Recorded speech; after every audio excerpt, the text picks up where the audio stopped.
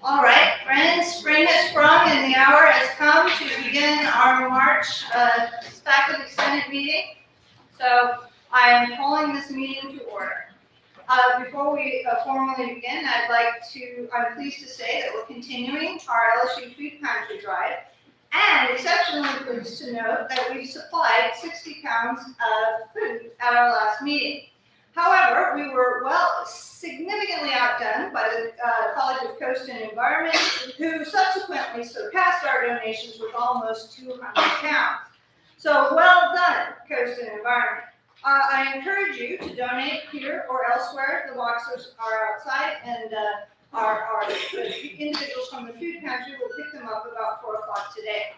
As a reminder, the food pantry is an important resource for our LSU community. All right, first things first, is there a motion to approve the current agenda? Point of order. The agenda is not in compliance with the bylaws, which require Article 6, election of officers, Item 2. The slate of nominees for the officer and at-large positions are to be published in the agenda for the March meeting of the Senate after they've been presented to the FSCC and neither have. I was not aware that they had not been published. Professor Miles, would you like to speak to that? I'm not sure which one you said. I've got the lists and we're presenting them later today. And I guess we're just being asked to approve the agenda that's not consistent with bylaws.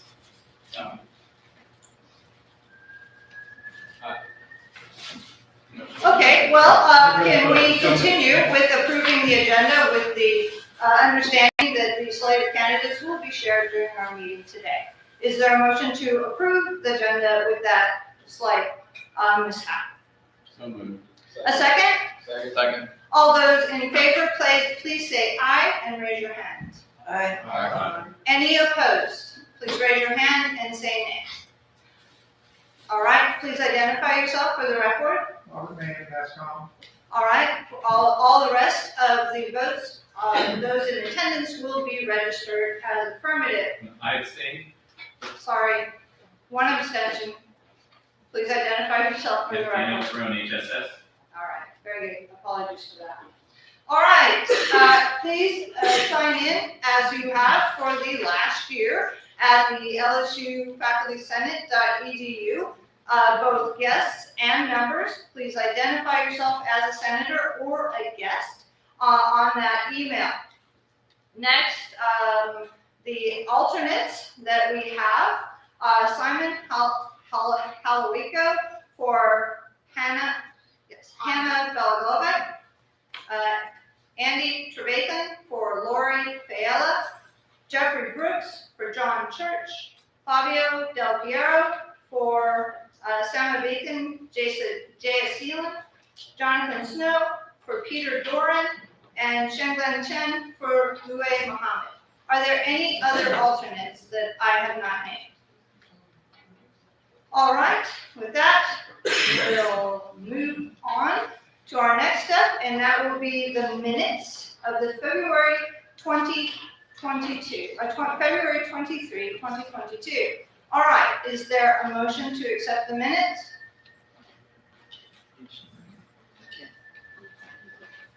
All right, a motion by VP King, and I think Senator Gibbs, a second by Senator Gibbs. All right, any discussion before we vote? All right, please be sure to forward any minor corrections, typos, etc. to Secretary Hassan, and barring any additional small changes, please vote in the affirmative. Raise your hand and say aye to accept the minutes. Aye. Any opposed, please raise your hand and say nay. Any abstentions? One abstention. I wasn't here. Oh, okay. Senator Avada abstains. Okay. Oh, my apologies. All right, new glasses. Apologies. Are there any public comments registered? Ms. Knoll is not here, but I believe there is a public comment registered.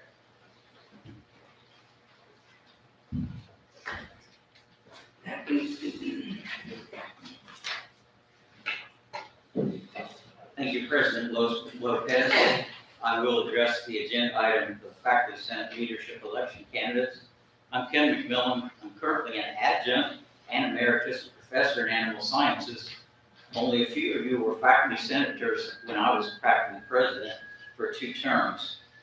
The question has been asked why I've been a faculty member for so long, especially while retired and still a faculty leader. The answer is I learned about faculty governance and how the university operates by serving on 8 different Senate committees, 3 of which I chaired, and then on numerous other college and university committees as an executive committee member. In that service, I gained the reputation of being a strategic and critical thinker. This allowed a trust relationship to be developed with colleagues and administrators, and the opportunity for me to be diplomatically proactive in advocating for faculty. To those of you who have been nominated, thank you for agreeing to serve if elected, because the nominating committee does have an extremely important and difficult job at times. But remember that faculty have the responsibility to develop education and policy. Administration then administers or implements that policy however they choose. And sometimes that doesn't suit with what faculty want or believe that they should do. However, effective faculty leaders know how to persuade rather than to confront staff and administrators, so that usually beneficial decisions are made.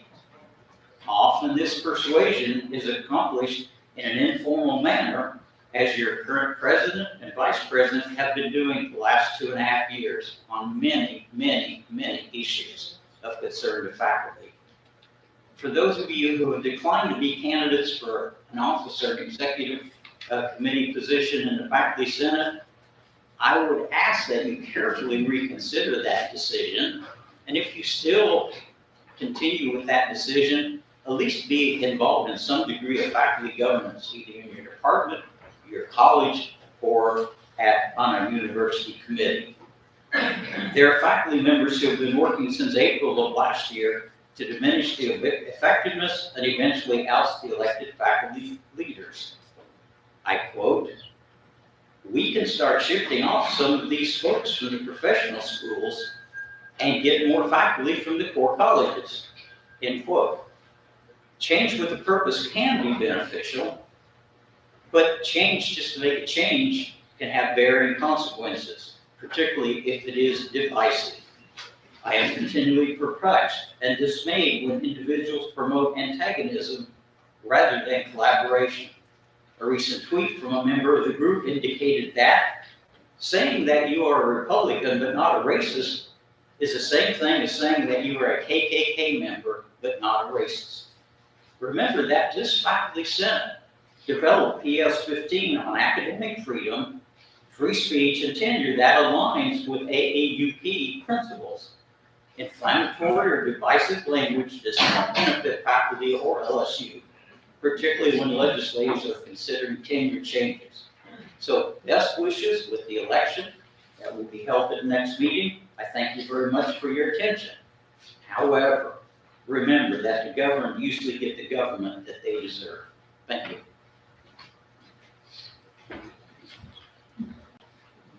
All right, thank you, Professor McMillan.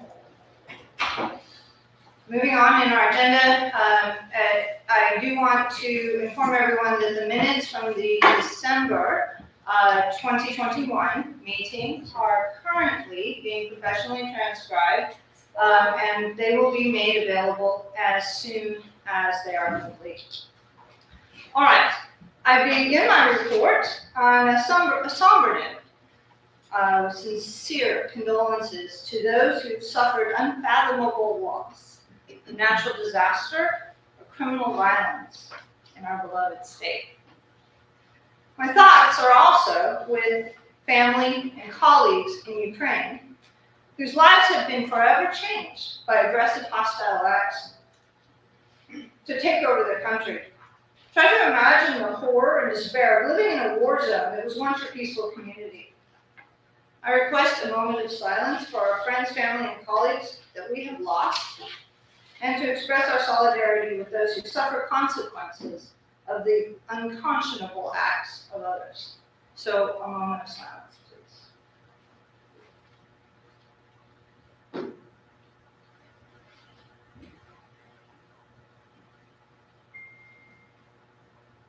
All right, thank you. As always, I begin by thanking you for your presence here. Time is valuable and your efforts are sorely underappreciated. I'm grateful for the innumerable hours that our senators, standing committee members, and leaders dedicate to the betterment, success, and daily operation of our LSU. All right, from the top, the Council of Faculty Advisors met bright and early, as in 7 a.m., with the Board of Supervisor Chairperson Damp and Supervisor Mallett just prior to the Board of Supervisors meeting on March 4th. He again reiterated his unrelenting support of tenure. He further requested feedback on the Board of Supervisors bylaws that pertain to faculty. These were sent to the senators via email, and feel free to share them with those you represent. A request has been made to form a committee to decide on any necessary changes. I believe Professor Rowland will be heading that up. I also suspect that the timeline may be short, so quick action is probably necessary. The Council also reminded Chairperson Damp that the annual Faculty Council meeting is in the Board of Supervisors bylaws and that it is presided over by the President of the University, President Tate. As per the resolution passed at our last meeting, Vice President King is requesting faculty to join the ad hoc committee to, with the administration, organize a council meeting after our April meeting and before the end of the semester. This effort has been going on for at least a year. That is to pull together an in-person faculty council meeting, and it is an important activity that should occur, according to the Board of Supervisors bylaws, at least once a year. So please volunteer, nominate your friends or non-friends, potential enemies to serve on the committee. All participants are welcome. The Faculty Council Advisors report to the Board of Supervisors during the general meeting included that, as I've already mentioned, the Board of Supervisors initiated an effort to update their constitution and bylaws to reflect the contemporary organization of the LSU system and to resolve any potential conflicts with Louisiana Open Meetings laws. Further, they requested that the Board of Supervisor Liaison work with campus senates to align governing documents. The Council of Faculty Advisors requested that the Board of Supervisors call and organize a meeting of the faculty.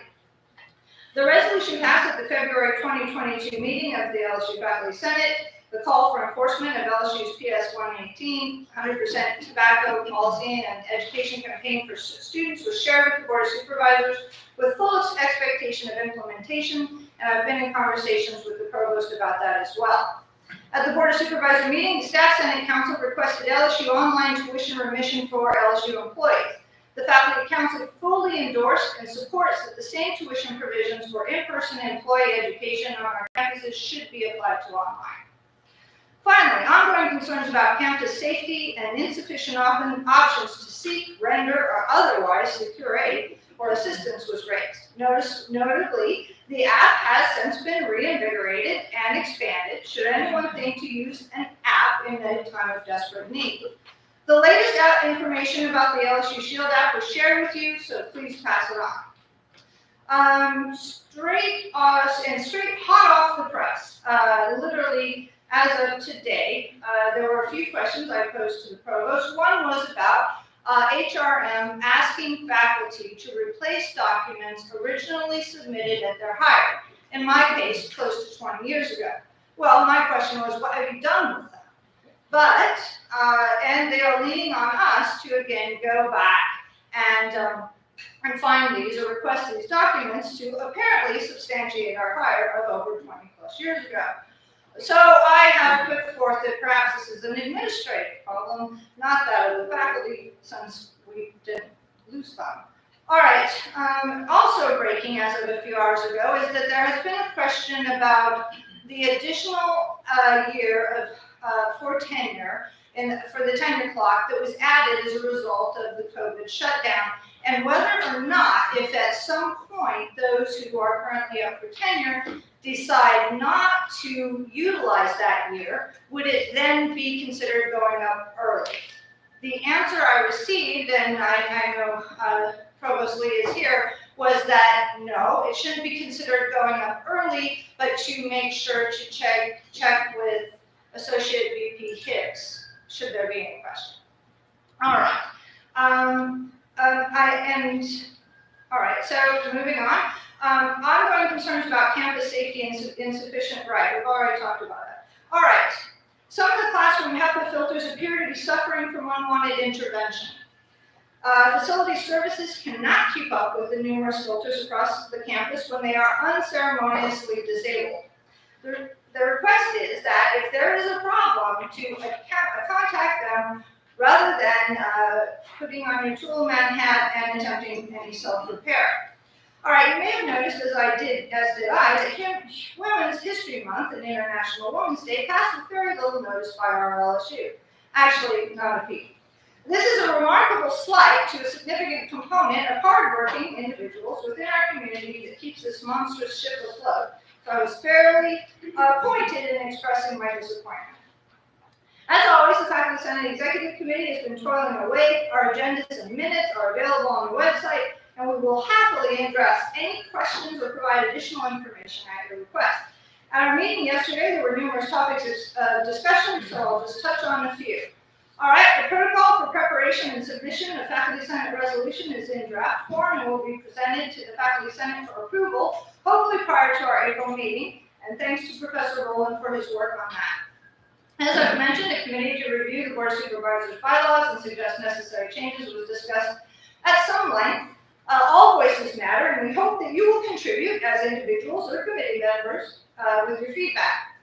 As I also mentioned in the email, this is the most unusual request from the Board of Supervisors, but it may be an excellent opportunity to avoid disruption and misunderstanding like that occurred earlier this year. This chance to work together to align our governing documents that seem to have evolved independently, a scenario that can't possibly work. As I've mentioned far too many times, the most recent Constitution passed by the LSU Faculty Senate in October 2020, after over a year of work, line by line work by the Senate, has languished unratified for any number of reasons. Unfortunately, this pattern has repeated itself a multitude of times since 1973, and really inhibits our ability to maintain the Constitution as a true living document. Additional revisions to the document approved in 2020 have been suggested. The FSCC agrees that they are good suggestions. However, I ask that the Senate stay on point to move things forward. So we will distribute the active Constitution, circa 2004, with the 2020 Constitution and the suggested revisions. We'll vote on the revisions at our April meeting. I know days are full, time is short, everybody's overextended, but friends, please take time to review the Constitution and propose revisions. I remind you that the Senate spent more than a year on the project already, and it needs to be approved by the Faculty Senate prior to going to the Faculty Council for ratification. In the future, we must do a better job of maintaining our governing documents. Small changes were made to the operating procedures for the Courses and Curricula Committee, specifically to enlarge the committee slightly, add alternates to fill in when necessary, and modify the experience requirement to serve on the committee. Many thanks to Professor Hopkins, who led the discussion.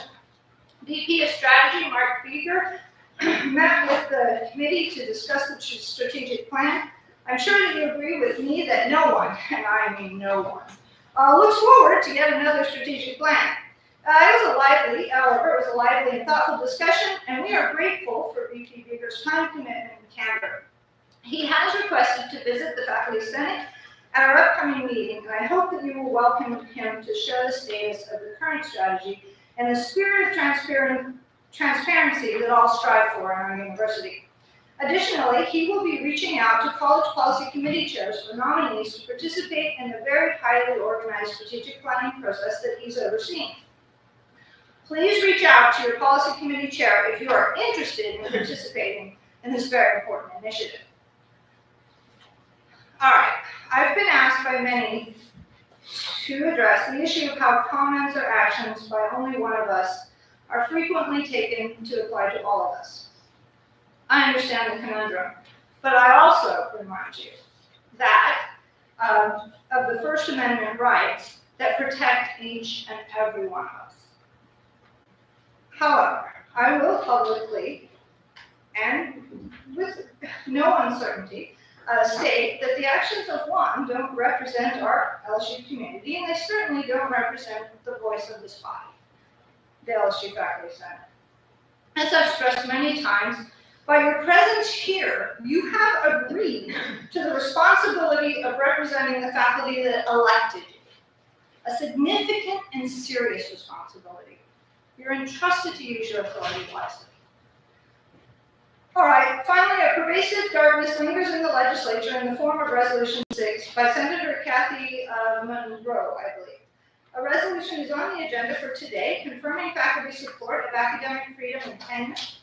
I can assure you that I have been affirming the importance of tenure at all levels of administration, including the first hour of the first day of our very own President Tate, every board of supervisor meeting, and virtually every meeting, organized or not, or welcome or not.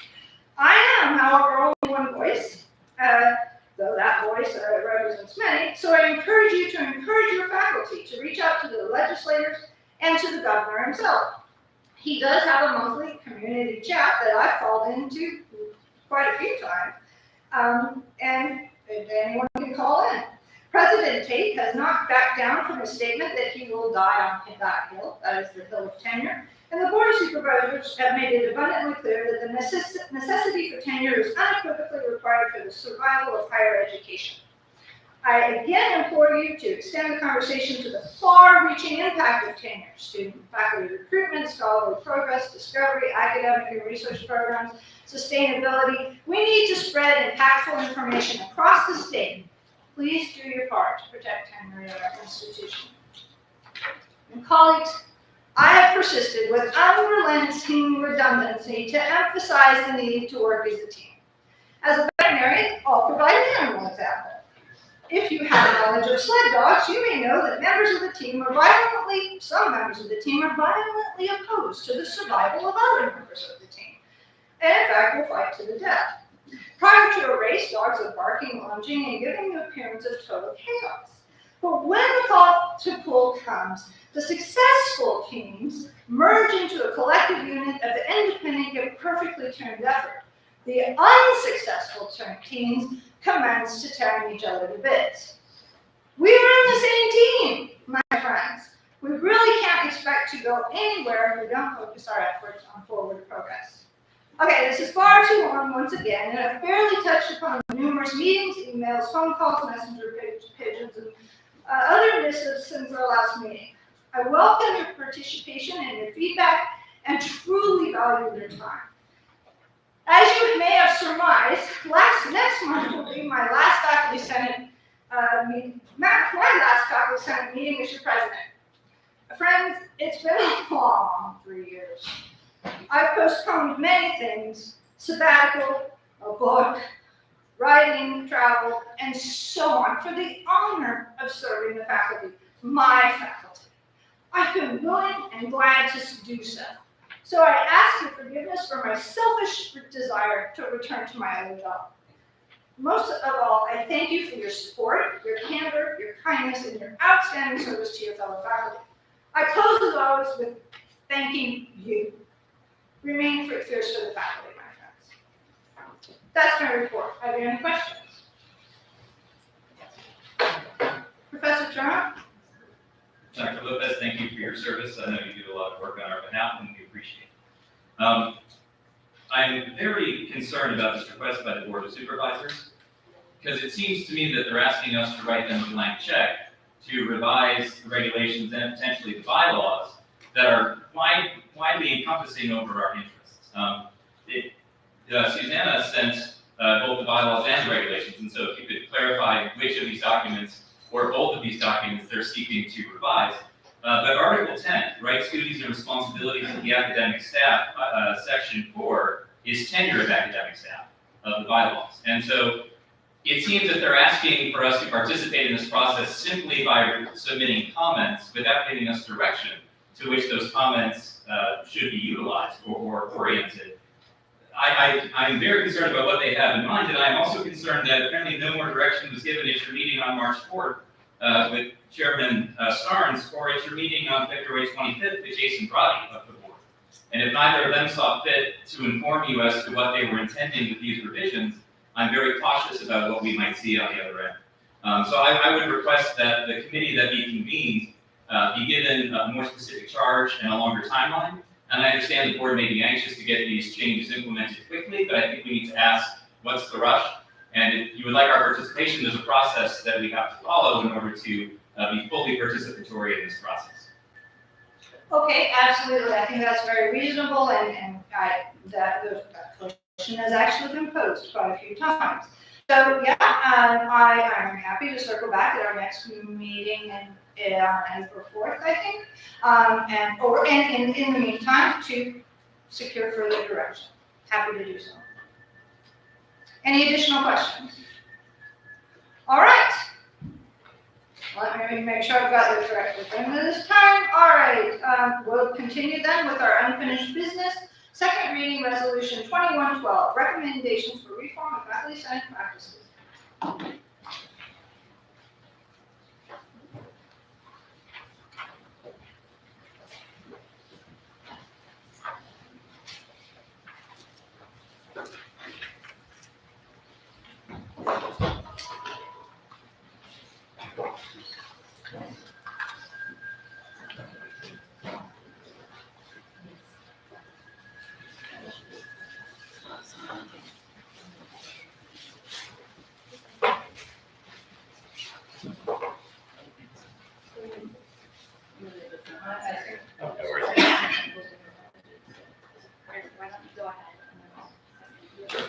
No problem. All right, thank you. I will keep this brief. As you were able to see from the copy that was distributed prior to today's meeting, we've made significant revisions to the document, taking into account these excellent suggestions that were provided at the last meeting. It is now significantly more concise and specifically addresses what we think are some of the more pressing procedural changes that would improve the efficiency of the Senate. Resolution 2112, recommendations for reform of faculty senate practices. Whereas attempts underway across the United States to abolish tenure, limit faculty's right to freedom of speech, and eradicate the principles and practices of shared university governance highlight the importance of the LSU Faculty Senate serving as a strong and effective advocate for faculty interests and concerns. And whereas the LSU Faculty Senate rejects any efforts to constrain faculty voices or academic freedom in any way, and supports the right of faculty to participate in shared governance and advocate for their interests via all legal channels. And whereas a series of formal and informal changes made over the last several years to the policies and practices of the Faculty Senate have diminished its effectiveness, therefore, be it resolved that the LSU Faculty Senate is to immediately implement or observe the following best practices, many of which are already part of its guidelines, so that it may perform its assigned role in the best interest of the faculty it represents. 1. The FSEC is to operate according to established Senate rules and general parliamentary procedure, and is to set and approve the agenda for Faculty Senate meetings via deliberation and a vote of all eligible FSEC members, in accordance with the requirements laid out in the Constitution and bylaws during their normal meetings. 2. Time limits are to be strictly enforced as follows: a 3-minute limit for public comments, 10 minutes for presentations by outside speakers, followed by a 5-minute question and answer period, 10 minutes for committee reports, and the President's report is to be circulated in written format to the Senate in advance of the meeting, with a 10-minute in-person presentation of the most pressing issues, followed by a 5-minute question and answer period. 3. All FSEC members and senators must be immediately notified of any potential changes to any LSU regulation, policy statement, permanent memorandum, or other standing practice or policy originating from inside or outside of the Senate. 4. The Senate is to be advised of all actions taken on its behalf by the FSEC at the earliest opportunity, in accordance with the requirements laid out in the Constitution and bylaws. Resolved, that the LSU Faculty Senate also directs the FSCC to investigate the possibility of retaining outside counsel to assist in the conduct of meetings and determining permissible meeting formats, including the use of remote participation technology and for consultation on legal matters which may arise as part of Senate business. The findings of this investigation to be presented to the Senate at or before the meeting held in October of 2022. Resolved that the Senate recommends that in the fall of 2022, the LSU Faculty Senate create an ad hoc committee composed of 5 senators to review the Senate Constitution and bylaws, policies and practices, and to present a series of recommendations for revisions and improvements to the Senate at or before the meeting held in November of 2022.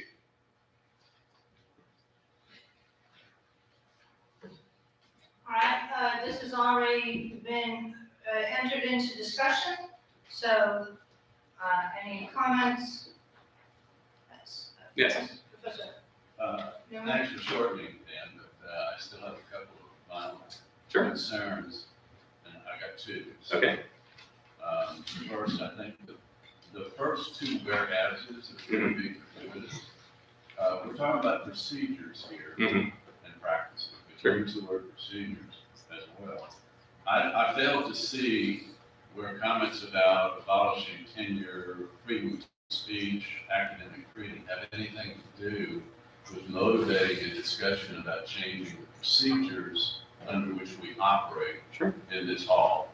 And then second, we do a good enough job ourselves of tying ourselves in knots at these meetings. Do we need an attorney to help us become better at it?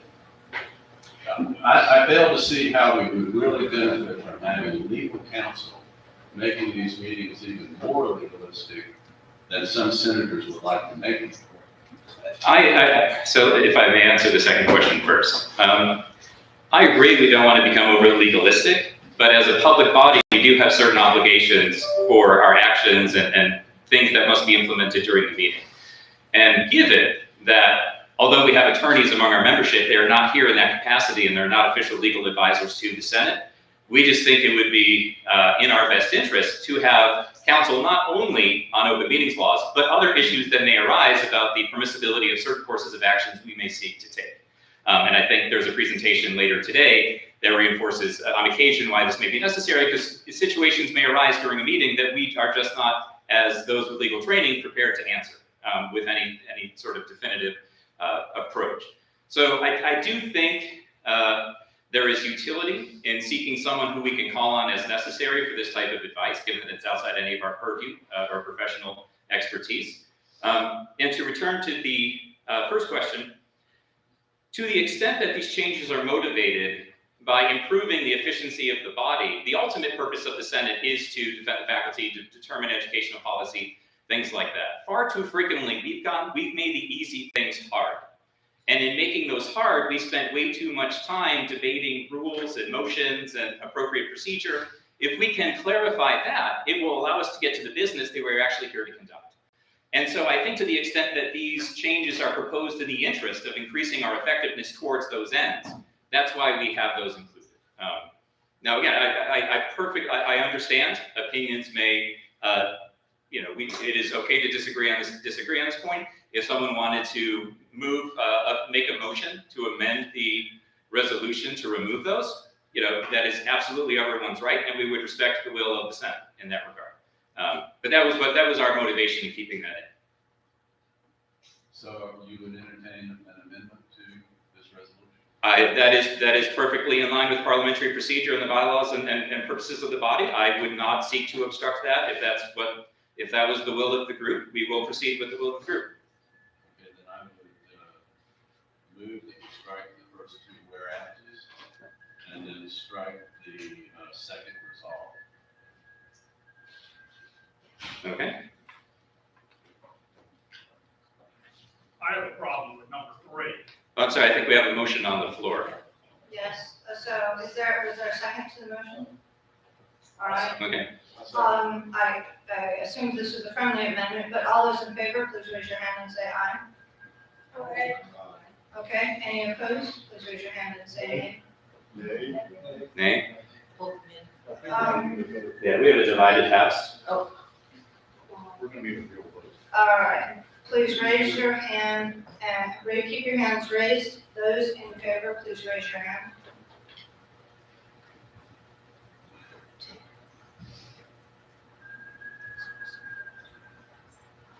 We need a roll call. Yeah. 12, 13. All right, fair enough. Call off. Please give your vote. If you've raised your hand, please say your name. If your vote is affirmative, say yay and give your name. Yay, Edward Gibbons. Next row. Yeah, Kerry Gould.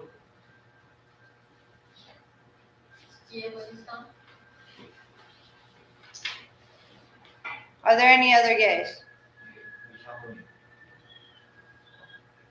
Yay. Yay, Sam Barrera. Yay, Julie Rollins. Yay, Bob Lynn.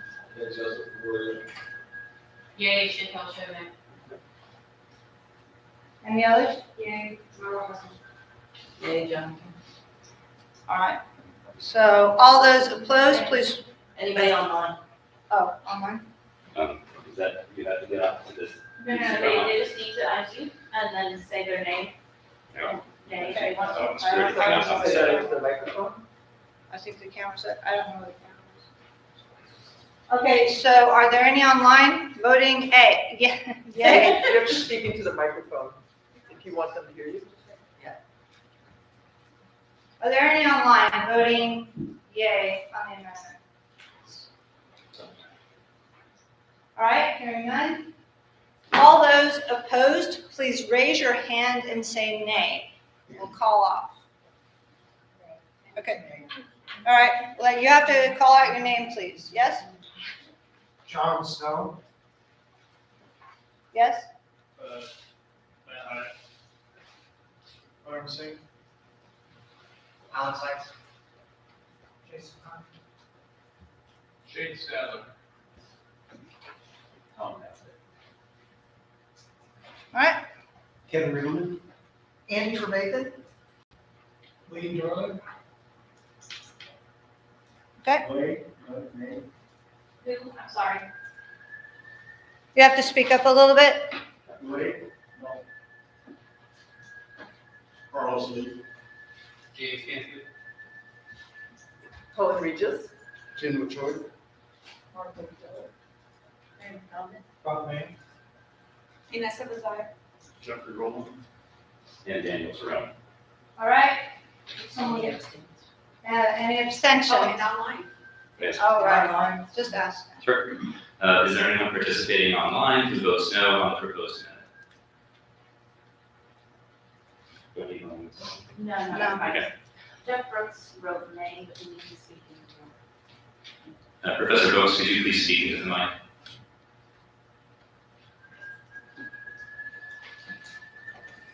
Is he online?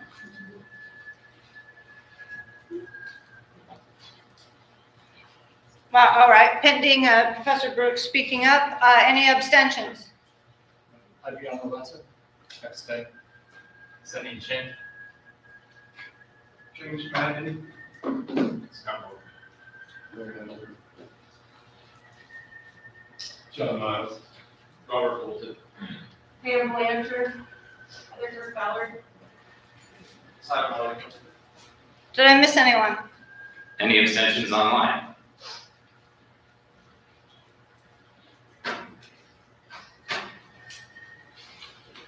All right, No objection. all right. Okay. Dr. Noel? Yes, sorry. It's okay.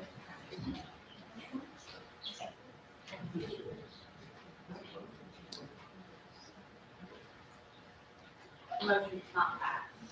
All right, we'll need to have the vote for the record. All right, the motion does not pass. And thank you, Dr. Newman, for that All right. suggestion. Democracy in action. I have a question. Certainly. If you wanted to speak into the mic for the people who are virtual to hear, Mhm. then were they able to even hear what he was saying? No. When he suggested the amendments? No, I believe that has been an issue for a few meetings now. But then how are, they don't know what they're voting on, the virtual thing. They can Is hear, they can hear. They can hear? I think the microphone's just too low for us to hear in the room, so I'm fixing it right now. Okay, Susanna says they can hear, and that we just can't hear here because we turn the volume on the microphone down.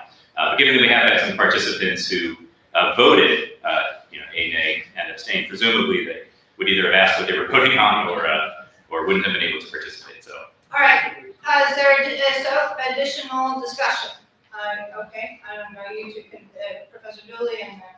On point 3, Mhm. I have a problem with immediately notifying. With the speed at which most bureaucracies at LSU work, it is unreasonable to expect this one to work at warp speed.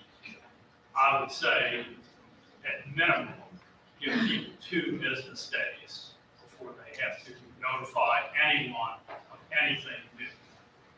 I mean, everything we're doing here, both this provision and the provision about bringing the lawyer in, is going to increase the general litigiousness and rules boundness of this body.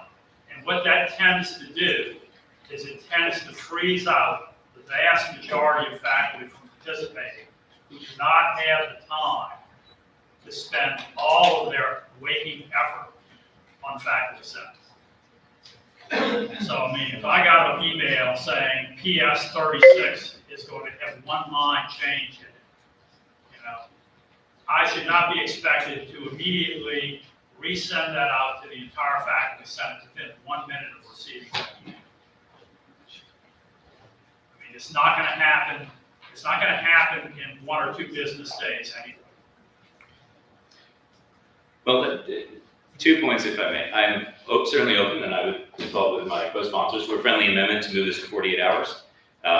We are 2 business days. I mean, we are here mimicking the language that is in the bylaws, because the bylaws indicate that this is in fact the case. Now we can loosen that to some degree out of the interests of being realistic regarding people's schedules. So I think a 2 business day amendment we can take as a friendly amendment.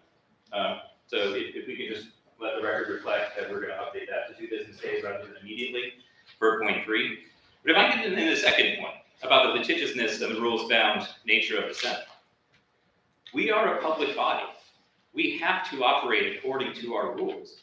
There is a $500 fine for every participant in a meeting that is conducted illegally. So it is not our choice to be legally bound. That choice has been made for us when it was determined we were a public body. And so anything that works around that is the error. And choosing to be consistent with the Roberts Rules, the Constitution and bylaw, and the open meetings laws that govern our conduct is the appropriate course of action. Now, I understand this frequently makes things difficult. These bodies of regulations can be opaque, they can be difficult to understand, but it is not a choice we can make whether to abide by them or not. And if we choose not to abide by them, there are consequences. So I take your point, but this body has managed to operate for many years without having a lawyer present at its meetings and adjudicating on every issue at its meetings. And there have been recent episodes. There have been recent episodes which have shown recent that. episodes which have been made into a mountain out of molehill. Okay. But, So yes, you can have your lawyer present, and he can do, he can rule on everything. And 10 years from now, not immediately, but 10 years from now, you will have the lawyer basically running. well, I guess that would be a question for General Counsel DeQueer, who's attending to make sure that we are in compliance with open meetings laws, and also the General Counsel or the Attorney General's office, which will be making a presentation later today on open meetings laws and the importance of abiding by them for a public body. So I just have a question. Are we gonna do like a GoFundMe thing or something? Because we haven't got a budget. Well, I believe yesterday in the FSCC meeting, it was determined to raise the budget. Well, no, it's actually through, Provost Lee can speak to that. It's actually through his office. Well, and I would welcome Provost Lee if he wants to weigh in. I don't want to put him on the spot, but there is also a permanent memorandum. I believe it's permanent memorandum 72, which lays out the procedure for which any unit on campus can obtain outside legal counsel. So presumably there's funding attached to that that would provide it. I mean, that will be part of the investigatory. That says that outside speakers allowed by 5 minutes, 10 minutes for presentation by outside speakers. Sometimes that may go more than 10 minutes. There may be a reason for it to be more than 10 minutes. Say, for example, the presentation I assume at the end of this meeting is a education thing. Sure. So can we put like a, something written in advance, you know, like the president has the ability to increase that time, but it has to be done in advance of the, something like that? I know, I mean, I think that is a worthy suggestion. There's two ways to do it. One would be the Senate at the meeting could vote to suspend the rules to allow the speaker to have more time. Or we could allow the FSCC, given that they set the agenda, the discretion to allot a certain speaker on occasion more time. But I like the fact that it's in that. So Yeah. you have to actually do something to make it more. Right, yeah, so we'll leave it at 10, but can we say that the FSCC has the discretion when they set the agenda to allot specific speakers a greater period than 10 minutes? Or something to that effect, would that be satisfactory? Okay. Everybody else? Sure. Yes. Okay, back to the So council. is that a friendly amendment? Is that going to be? We will take it as a friendly amendment. Yeah. Yep. Yes. So it's back to the legal counsel. Sure. Sounds to me an awful lot like the legal counsel would be doing what the parliamentarians should be doing with respect to conducting the meeting in accordance with the bylaws. Is that not the case? What does the parliamentarian do? There will be some overlap. I think at some point it is unfair to ask the parliamentarian who is not an attorney to be able to render legal judgments about state law. So I think it is advisable for the parliamentarian to be fully conversant on state law to the best of their ability. But there just may be cases which are obscure, which we don't encounter frequently, on which it would be helpful to have someone who is specifically trained in these matters. And also it is not just open meetings laws. I mean, open meetings laws are a big part of it, but there's also other issues which as the body representing the faculty may arise, which it may be advantageous for us to consult with someone who is knowledgeable in that area. So that was it. So it will cover partly open meetings law, so that we do have the assistance of the general counsel's office, which we appreciate on that matter. But it is also matters outside of the purview of open meetings laws about the appropriateness of a certain action, the legality of a certain action that may be contained in a resolution or action of the Senate. Yes, please. We seem to be getting a bit hung up on the business about the council, and I just want to, the outside council, and I just want to point out, although I don't have my glasses on, that it says that we're calling for an investigation into the possibility of retaining outside counsel. There's nothing here that commits us, right, to retaining outside counsel. We might do the investigation and find out, no, this is a harebrained idea, and there are all kinds of problems with it, right? This is just saying, this is something we should look into, right? So we're not committing ourselves to actually, hiring anybody here. Okay, Professor Miles? All right, additional discussion. Actually, I just have a quick question. You'd mentioned that these were, the verbiage was derived from the bylaws. Mm-hmm. So number two, I'm presuming that this is in the bylaws. How does this add any, this is an authentic question. I'm not trying to be trigger here. But how does this, how would this have more authority than bylaws? How does this change? So actually, the bylaws and regulations are silent on this point, or the Constitution and bylaws are silent on this point. This, I believe, has been an informal adoption or an informal norm adopted by the Senate, but has basically been observed in the breach. So we just, Lord, I'm reverting back on myself. Sorry, we're trying to get the speaker. No problem. Really threw me. I mean, it sounded great. No, so really we are just trying to formalize something that had been informally practiced. And to say that this is derived from the verbiage of the bylaws, this is not verbatim. So, there may be some slight discrepancy between what's actually in the bylaws, but the intent should be consistent with that. Thank you for the question. Additional discussion. Yes. Professor Miles? I've asked this several times, I think, privately, but if we vote in the affirmative, we are implicitly agreeing with the third whereas, which says that there have been formal and informal changes that have been unconstitutional. What are those, and shouldn't they be stated? I have to admit, John, I feel like you're setting me up a bit, because I think we had them in there and we took them out. I asked you a question back in September. Right. Okay. So, specific examples. No, The- should they be in the resolution so that we know what we're? Well, it seemed to be the sentiment of the Senate as of the last meeting that they should not be in the resolution, which is why they were struck. I don't have any recollection of that. The minutes will be available after the meeting today. What was struck? What was struck were the whereas 2 through 6, which elucidated some of the changes in practice which necessitated, in our view, the generation of this. Exactly, and I think that this was part of that. The assumption was that with the absence of those, that this would also disappear, because with this year, it means we have to have those, which is what everyone. I respectfully disagree. I mean, again, we may have to agree to disagree on this point. You have raised this before, but it was the sentiment of. That's okay. Are we good?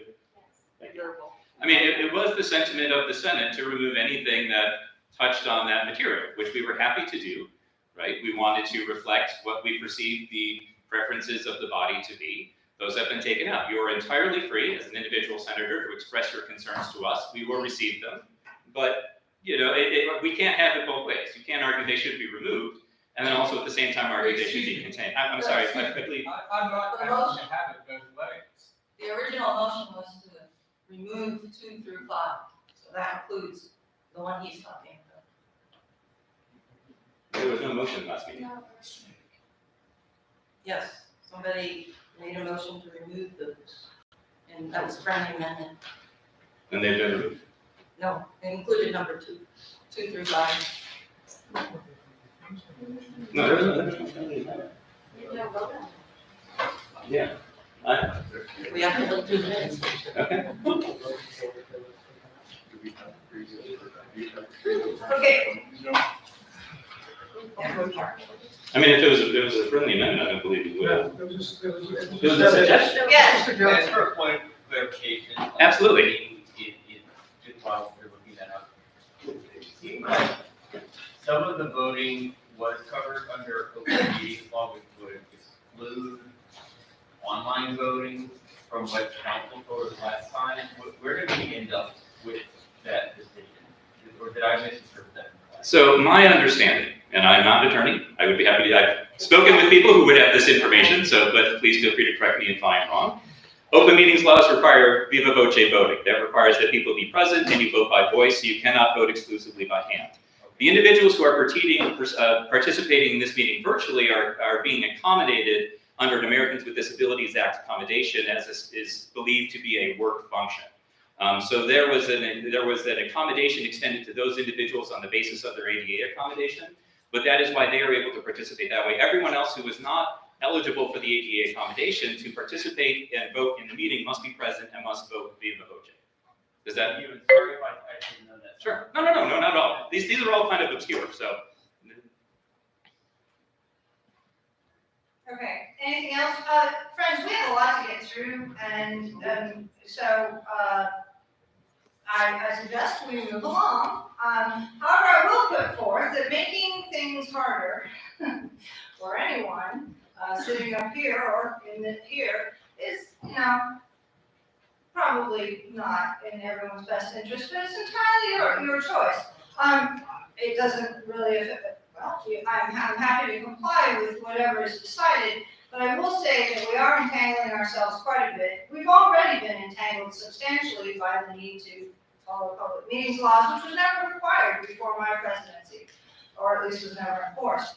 So, making things more, delineating things to an nth degree that can be, let's say, that can result in, quote, infractions above and beyond what we're already required to comply with, just makes things that much more difficult. So anyway, do you have anything from the minutes? Okay. All right, well, I recommend we move along. Yeah, I mean, just quickly, besides for item 3, which again formalizes an informal norm of the Senate, there is nothing in here that creates new policy. This just points out existing policy and asks that it be adhered to. All right, shall we move along? Well, Is there anything else? Maybe just a request, because there's this proposal on the table and it seems like there's concerns about some elements of it. I would love to hear a frank assessment of those concerns, as somebody who hasn't been in that. So they're proposing something, and I guess if somebody proposes something, they're going to say something that's going to make it better. I think we naturally think it's going to improve things, but if there are concerns about elements of it, such as you just mentioned, but whether legally, I would honestly, in good faith, love to know your concerns before voting in favor of it. Sorry, I can't see you through the glare. So, right, well, and when you're trying to preside over a meeting, anything can happen, as I've learned in the last 3 years. And I guess anything that kind of dictates that, oh, you have 5 minutes here, 3 minutes here, 2 minutes there, make sure you stay on point, just makes it that much more difficult to comply. So you have to have a little bit of flexibility, a little bit of, ability to sort of go with the flow or decide what's best, be polite to our guests, move things along. I am here to move things along, and I do believe we should. My only concern is the more prescriptive you make things, the more difficult it is for those who have a lot going on. So, a little infraction, someone can be insulted.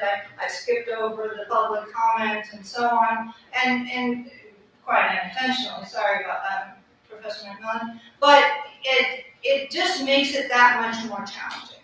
So I think everyone here, certainly I know everyone at this table has tried their level best and have spent thousands of hours trying to follow public law. We carry Robert's rules around with us, and this is a whole new era for us. This has been. So again, my only concern is give those who are elected to lead, give them a little flexibility. Let them do their own style, not to go hog wild or make up new rules or, start, I don't know, whatever. But at the same time, leave that flexibility because each new leader is going to have a different style and needs flexibility to hear all voices. If you restrict that, we're going to start losing participants. And I believe that flexibility is important. And if the committee is convened in the fall, I think that would be something that we could revise or review for the Constitution and bylaws changes. Because I think building flexibility in, as was suggested earlier, just in this discussion, moving from immediately to 2 business days. I mean, that is something that seems like a reasonable update, provide some accommodation, but if we're gonna make accommodations, it should be generally understood. And the way to do that is to formalize that into a document that everyone subscribes to. Okay, I'm sorry guys, I really have to insist. We're on the clock, and if you want to table this for the next, there are options. There can be a motion to table discussion, and because I don't want to preclude important discussion that contributes to deliberations. Well, we close discussion and vote, because this is the second And we reading. could call the question, or if people wish to table the resolution until the next meeting, you can make a motion to do that as well. But either way, we need to move along, friends. I move to call the question. Actually, sorry guys, I'm actually going to motion the table for the next meeting. There's too many moving parts and it doesn't feel like we're rested on where we're trying to go. All right, is there a second? No, I was gonna. There was a second. Okay. I'm sorry, I'm not trying to rush, but friends, we have a long agenda. We got a lot to get through, and time is short. All right, so there's a motion on the floor and a second to table this resolution until the April meeting. All those in favor, please raise your hand and say aye. Aye. All right, here we go. All right, call your name. Joan King, aye. Edward Gibbons. Gary Doolin. Let's go over. Sunny Chin. James Madden. Matt Hyatt. Clarkson. Lee John Wade. Francisco. James Sandler. Andy Trevathan. Sorry, yep. John Miles. Lee North. Robert Bolton. Sam Barrera. Did I miss somebody? Okay. Stan Barrera, Julie Wright. Julie Wright, Robert Newman. Bob Newman. Joe Lauria. Josh Gomez. Heather Collins. Anybody online? Anyone online, vote aye. Any questions to table? On the move to table the resolution. Okay, Mara Hassan. Okay, all those, okay. All those opposed, raise your hand and say nay. Nay. Adrian West. Council. Alan Sykes. Kevin Newman. Pam Blanchard. Carlos Lee. James Cantor. Helen Regis. Tim McKernan. Michael Gill. Brenda Feldman. Oh, man. Jeff Rowland. Tina Salazar. Dan Turan. Any abstentions? Should we call online for nays? Any nays on the move to table the resolution? Online. Okay, come in.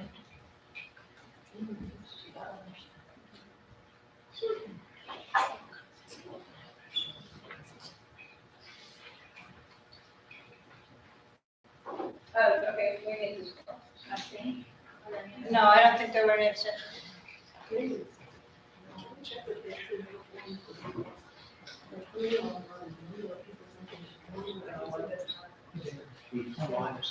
Yes. Are there any abstentions online to the motion to table the resolution?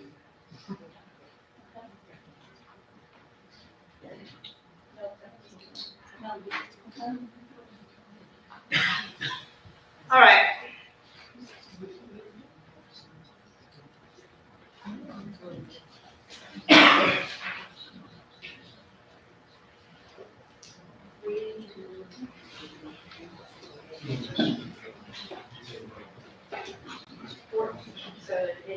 All right, motion carries to table the resolution until the next meeting. All right, we need to double time it, folks. That's that second reading of a resolution for fair and equitable cost of living salary adjustments for LSU faculty based on annual inflation rate. Who will be reading the resolution? Dr. Heidelberg, I think you were nominated.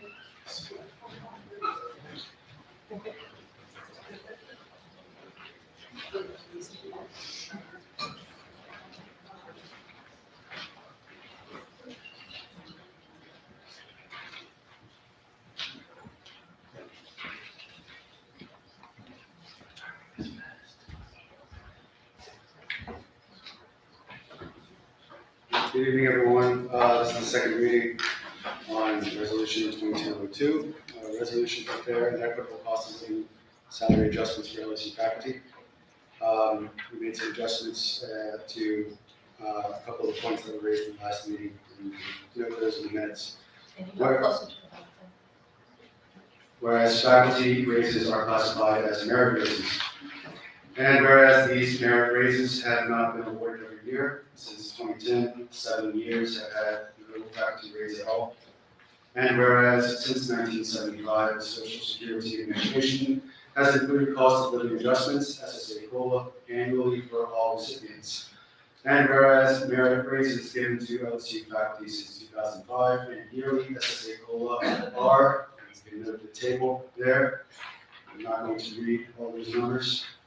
And whereas, for example, a faculty member earning $60,000 in 2005 who received all scheduled merit raises in full would be earning $81,604 in 2021, while the SSA COLA adjusted $60,000 salary would be $82,211, indicating that merit raises lag cost of living adjustments. And whereas providing an annual cost of living adjustment would maintain a baseline of adequate compensation for faculty that would make true merit-based raises possible. And whereas due to the erratic scheduling of merit raises, the real value of a faculty member's salary is determined by their hire date, producing an inequitable compensation structure. And whereas categorizing cost of living adjustments as merit raises can have numerous negative effects on faculty morale. And whereas lack of true merit raises has cost the university valued faculty who get higher salaries befitting their expertise at other institutions. And whereas for LSU to recruit and maintain excellent faculty and thus excellent students, salaries must be competitive both with our regional peers and with our Carnegie peer institutions. And whereas to provide a student experience and state service befitting a flagship university, we must have faculty with national and international reputations reputations that require compensation adequate to keep and to maintain said faculty. And whereas the Social Security Administration has applied a 5.9% COLA for 2022, meaning that without a raise in 2022, faculty merit raises would be further devalued in real terms, and current forecasts indicate even higher inflation in the near future. Therefore, be it resolved that the university include a 5.9% COLA for faculty in the fiscal year 2023 university budget recommended by the president of LSU and the board of supervisors to the state legislature. And be it further resolved that for the 2022-23 academic year and beyond, the president recommends an annual cost of living adjustment for all LSU faculty based on the SSA COLA to the board of supervisors to be forwarded and recommended by the board of supervisors to the state legislature. And be it further resolved that cost of living adjustments not be classified as raises, but be considered as necessary compensation adjustments to maintain cost of living, and that merit raises continue to be considered for the acknowledgement of exceptional performance and accomplishment by faculty. All right, thank you, Professor Howard. This has already been entered into discussion, so any questions, concerns, additions, recommendations for amendments? Yes, Professor Howard. Yeah, this is James Madden from the Department of Mathematics. At the last meeting, I did a calculation and pointed out that there was a larger difference between the merit raises and the COLA raises that are indicated by the figures here. I think I said that the COLA raises would be an increase of 49%, whereas the merit raises would total 36%. And that difference is not reflected here in this calculation. Thank you, Professor. Yeah, we did check that number, and those spreadsheets were also checked by members of the Department of Economics, and the numbers here are correct based upon compound interest. Well, I checked them based, I compounded the interest. Oh, I still question. I think I could answer that question. The number they use, they do not include the COLA adjustment for 2005 and also the adjustment for 2022. Oh. So if you take out those two out, it will be the same number. Took out 2 COLA? They do not, I think they are making the assumption, someone making, 60,000 at the end of 2005. Yeah. So then, the first COLA is not entered in calculation. And then they will, start talking about if we don't have the 5.9 yet, then what happens? So those two numbers are not in the calculation. If you take those out, it will be the same number. Well, then the proposal should reflect that. okay. That's Would the you like challenge. to state that? Or explain. Oh, footnotes. Okay. Probably put a footnote saying, these two numbers are not in the calculation, then it will be not in calculation. Okay, so is that a friendly amendment? We'll need to read the change before we vote. So what do we want to say on that resolution?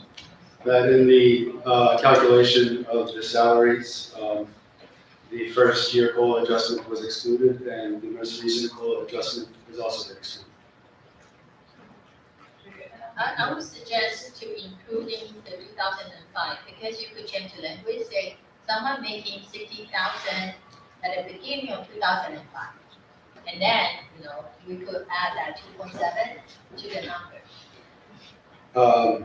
So you want to add the 2.7, not the 5.9, but the 2.7. Because the 5.9 is like in discussion. Right. Yeah. The reason we excluded the 5.9 is because we don't know what's going to happen in merit raises. Exactly. So, The 2.7. Yeah, in the statement, say we calculate this up to the point of 2018. But then the 2005, if we include that and try to say, 60,000 at the beginning of 2005 and so on. So making an adjustment to the 60,000 as though it was a previous year's salary? Yes. Because we started off at 60,000. Yeah, otherwise when someone's looking at this table, they will automatically assume you're using all the numbers. Okay. Okay, so, what's the I think that's a amendment? friendly amendment. I assume. Oh, well, it's a friendly amendment, but we need to know what it is before we. Friendly amendment is to change the number in the, I don't know what number, whereas it is.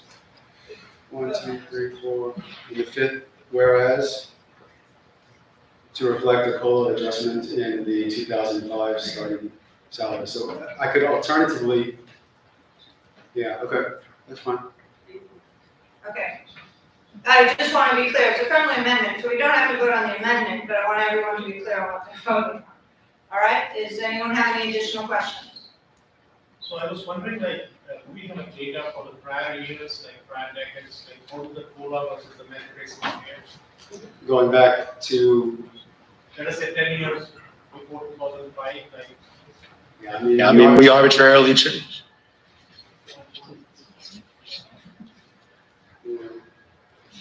Well, we chose 2005, I mean, I said arbitrarily, but it wasn't completely arbitrary because we were trying to take into consideration general tenure period of faculty members, and so we chose that number.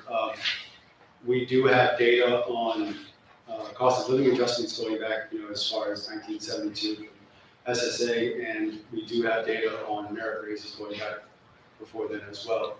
We could go further back if that's what you're suggesting. I was just wondering, like, are we choosing some favorable window for us to make an argument? If someone comes up with a data since 1972, and do we have a backup, like, no, like the merit? No, yeah. No, I don't, we weren't choosing just this period because it shows a stronger number.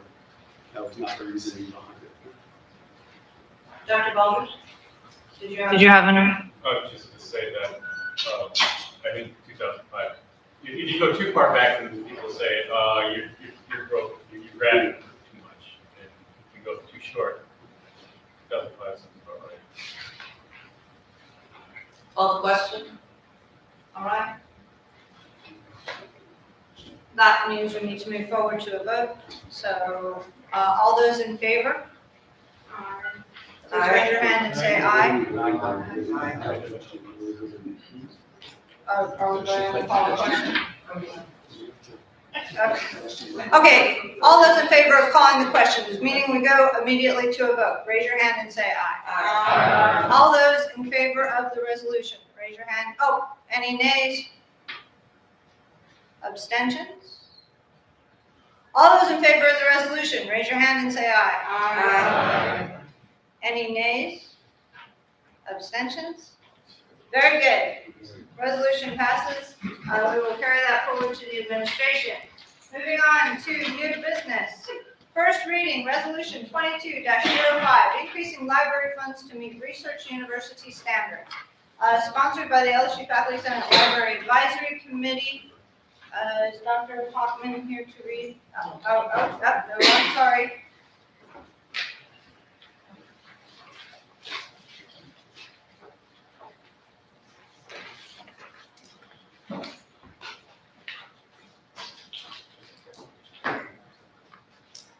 All right, good afternoon, everybody. My name is Sunny Sheng. I'm a faculty senator in College of Human Sciences and Education, and I'm also a committee member of the Faculty Senate Library Advisory Committee.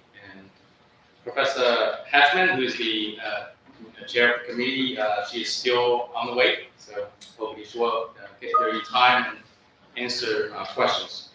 So this is the first reading of Resolution 2205, increasing library funds to meet research university standards, sponsored by the LSU Faculty Senate Library Advisory Committee. Whereas President Tate shares on his official website the vision, imagine a university where scholarship is the primary objective. Scholarship reigns. The immediate focus is on positioning LSU to be a place where scholarship grows and flourishes in a fashion consistent with the pressing needs of society. And whereas faculty members across the university welcome and endorse this vision, and whereas every scholar, no matter the discipline or area of specialization, relies on access on both recent and historically relevant publications or published data sets in conducting research projects. And whereas every editor or peer reviewer in any field of research expects that submitted articles or books take into account recent publications and current state of scholarship on the subject at hand. And whereas President Tate announced recently that Our Lady of the Lake and LCNC Health have committed $245 million to LSU over the next 10 years, the largest philanthropic investment ever made to the university, to our university, excuse me. And that this support will advance our pursuit of the National Cancer Institute designation, catalyze STEM education and research in Louisiana, strengthen the talent pipeline for the future of healthcare, alleviate financial barriers to quality healthcare for our students, and provide elite wellness programs to our student athletes. And whereas faculty members applaud this initiative and wish to support the president and the university in achieving the goals of advancing LSU's national and international standing. And whereas a cancer researcher must first have access to up-to-date publications and become familiar with the most recent developments in this field before he or she or they can even begin to look for novel cancer treatments. And whereas the vast majority of scholarship is published in subscription-based journals or book publications, even in print or in electronic formats, and whereas all researchers, be this undergraduate students, graduate students, or faculty members, routinely use databases to find and select publication titles within specific fields of research. And whereas the primary function of the LSU libraries is to provide LSU students, staff members, and faculty with access to research and teaching resources by either purchasing or subscribing to scholarly print journals, e-journals, books, e-books, and databases, along with non-scholarly publications in arts and sciences. And whereas a well-funded library is essential to fulfilling the research mission of a research-intensive institution, and whereas a well-funded library is equally critical to the educational mission of a large public university system, as it seeks to offer up-to-date instructions and resources to undergraduate students, but even more so for the cultivation of research skills and fostering of intellectual growth of its graduate students. And whereas in 1 year, the Dean of Library reports the total turnover number of electronic resources at LSU exceeds 100,000, which means that over 100,000 times in 1 year, or 274 times on every single day of that year, a faculty member, staff member, or student tried to access an article in an e-journal through the library portal, only to find that it is not available at LSU.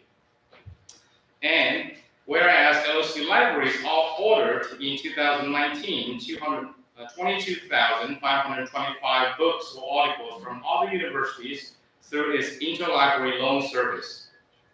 And whereas the demand of the interlibrary loan service increased by 29% compared to 2018. And whereas the Faculty Senate Library Advisory Committee reported to the President's Office, the Office of Academic Affairs, and the Office of Research and Economic Development, evidence that some faculty members in the humanities routinely rely on workaround strategies, which include payments through personal funds for research materials, travel, often long distance to other university libraries, and avoidance of projects or mentorship of projects which they do not deem feasible due to limited availability of resources at LSU. And whereas LSU's expenditure for the libraries has been for over a decade at less than 50% of the mean expenditure reported by the Association of Research Libraries, which is also known as ARL. And whereas LSU ranks 12th among the 13 SEC universities in its funding for libraries and is only followed by Mississippi State University. And whereas LSU's total library expenditure of $14,669,172 in 2019 amounts to 30% of the library expenditure at Texas A&M University, which is $48,107,898. To 42 of that at the University of Florida, which is $35 $30,161,790. To 49 of that at the University of Tennessee, $30,074,049. And to 64% of that of the University of Kentucky, $22 million, $846,210. And whereas the overall inflation rate in the United States, as tracked with the Consumer Price Index, rose to 7.5% in February of 2022. Therefore, be it resolved that LSU commits to an annual increase of at least 6% to the allocated budget for the LSU libraries until such a time that the total expenditure is on par with the ARL mean expenditure. Thank you. All right, thank you very much. All right, is there a motion to move this resolution into discussion? Okay, ready? Professor Baldridge, and a second? All right, Professor Sharon. All right, the resolution is open for discussion. Yes. This is, this is a quick point of clarification for someone who's a journalist who may read it. There's actually 14 currently SEC affiliated schools. So I don't know if it's a survey, only 13 were surveyed. So just for clarification, you might want to say, just for accuracy, there's 14. So I don't know who the 14 is. It's not included in the survey, or it just was a mistake. So, Absolutely. Yep. I will forward that comment, and somebody's going to do I'll do a fact check too. So did you count Texas? No, Texas is not officially. Not yet. Texas said, "Oh, you're not officially." Arkansas. It could be Arkansas. Yeah. That okay. All right, additional discussion. Okay. Hey, I merely point out that if you want your 5.8% COLA for next year, and I think everybody does, since the university budget is heavily in salaries, I think it's over 80% salaries, if I remember right. It will be difficult to get that and to also increase costs of other entities on campus at the same time. And, you know, I think most people would agree that the COLA issue, the faculty salary issue, probably trump almost anything else on campus economically. The other thing is, from the numbers you pointed out, if you have 270-some thousand requests for things not in the library, and 220-some thousand interlibrary loan supplies, that seems like the electronic system is working reasonably good, because I know some of the requests that are made are sometimes withdrawn, or it turns out that the requests were incorrect, or it turns out that the requests were actually in the library and the requester had made a mistake. I know that happens in the library. So it seems to me like the electronic system is working pretty good right now. Yeah, both are great points. Actually, the dean of the library, Dean Weiler, is here. Don't want to put you on the spot, but in case you want to provide any comments or reactions to this. Thank you. Absolutely. I think that there is a, the turnaway data that was in the resolution is a counter argument to what you're saying. The idea that we have an electronic tracking, quantitative tracking of the number of times an LSU faculty member wants something and can't get it because we're not subscribing to it. This is meaningful. The number of times that a faculty member will take the time to generate a interlibrary loan request it's not an automatic thing. It's more time consuming and so it's a higher bar for faculty looking for information.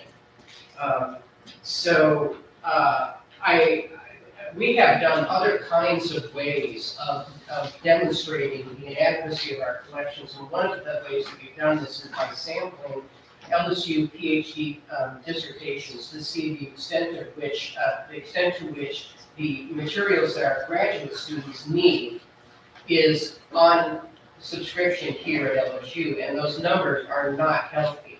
So this is another way of expressing the inadequacy of our collections, is that we're not able to provide the resources to support doctoral level research at this institution. Well, I think we can go on and on with ways of showing that the inadequacy of the collection bleeds through every way you look at it, every metric that we have. All right, additional discussion? It's actually it's really just a question you may be able to answer. Yeah, if I remember correctly, maybe 4 or 5 years ago, we reduced this. We reduced the number of online journals that we were able to access. So now we're trying to increase it, right? What's to stop the university from reducing it again after the fact in another 5 years? Well, the reason that what we did what we reduced at that time was the annual spend that we do with Elsevier. We had a single package, it's called the Big Deal, and that involved an enormous expenditure, $2 million a year, that included thousands of titles that the LSU community doesn't use, in such a way that it just didn't make sense to be purchasing this big package at this big price. Instead, we reduced that expenditure and attempted to be able to do a better job of targeting individual titles. It's kind of an a la carte kind of approach that we have.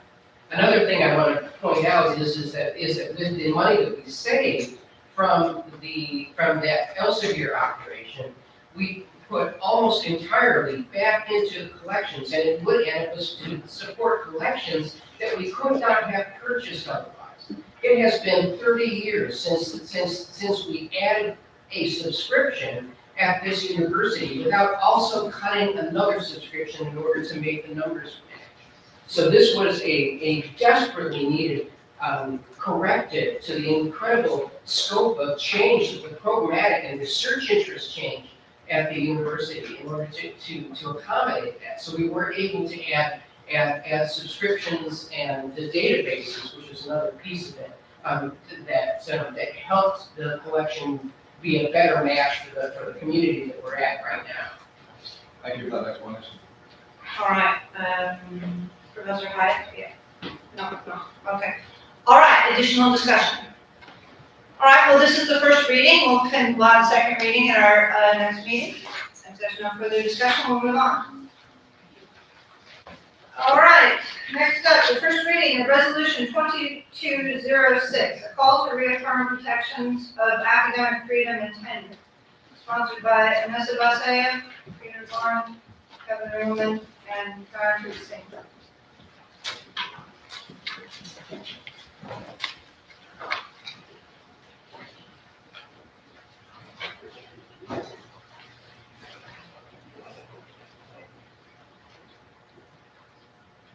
Fellow senators, last week, Senator Peter Doran, who was not here and John Snow was here to represent him, alerted us to a troubling resolution at our legislature, a resolution which questions the importance and merits of tenure and calls for a task force to be formed to review it. Such attacks on academic freedom and tenure have been circulating at neighboring states, most notably in Georgia. Unfortunately, we in Louisiana have become vulnerable to such attacks as well. At LSU, we already have several specific regulations and procedures that protect academic freedom and tenure. Additionally, these mechanisms guarantee due process should a faculty member have an unsatisfactory performance in their post-tenure review.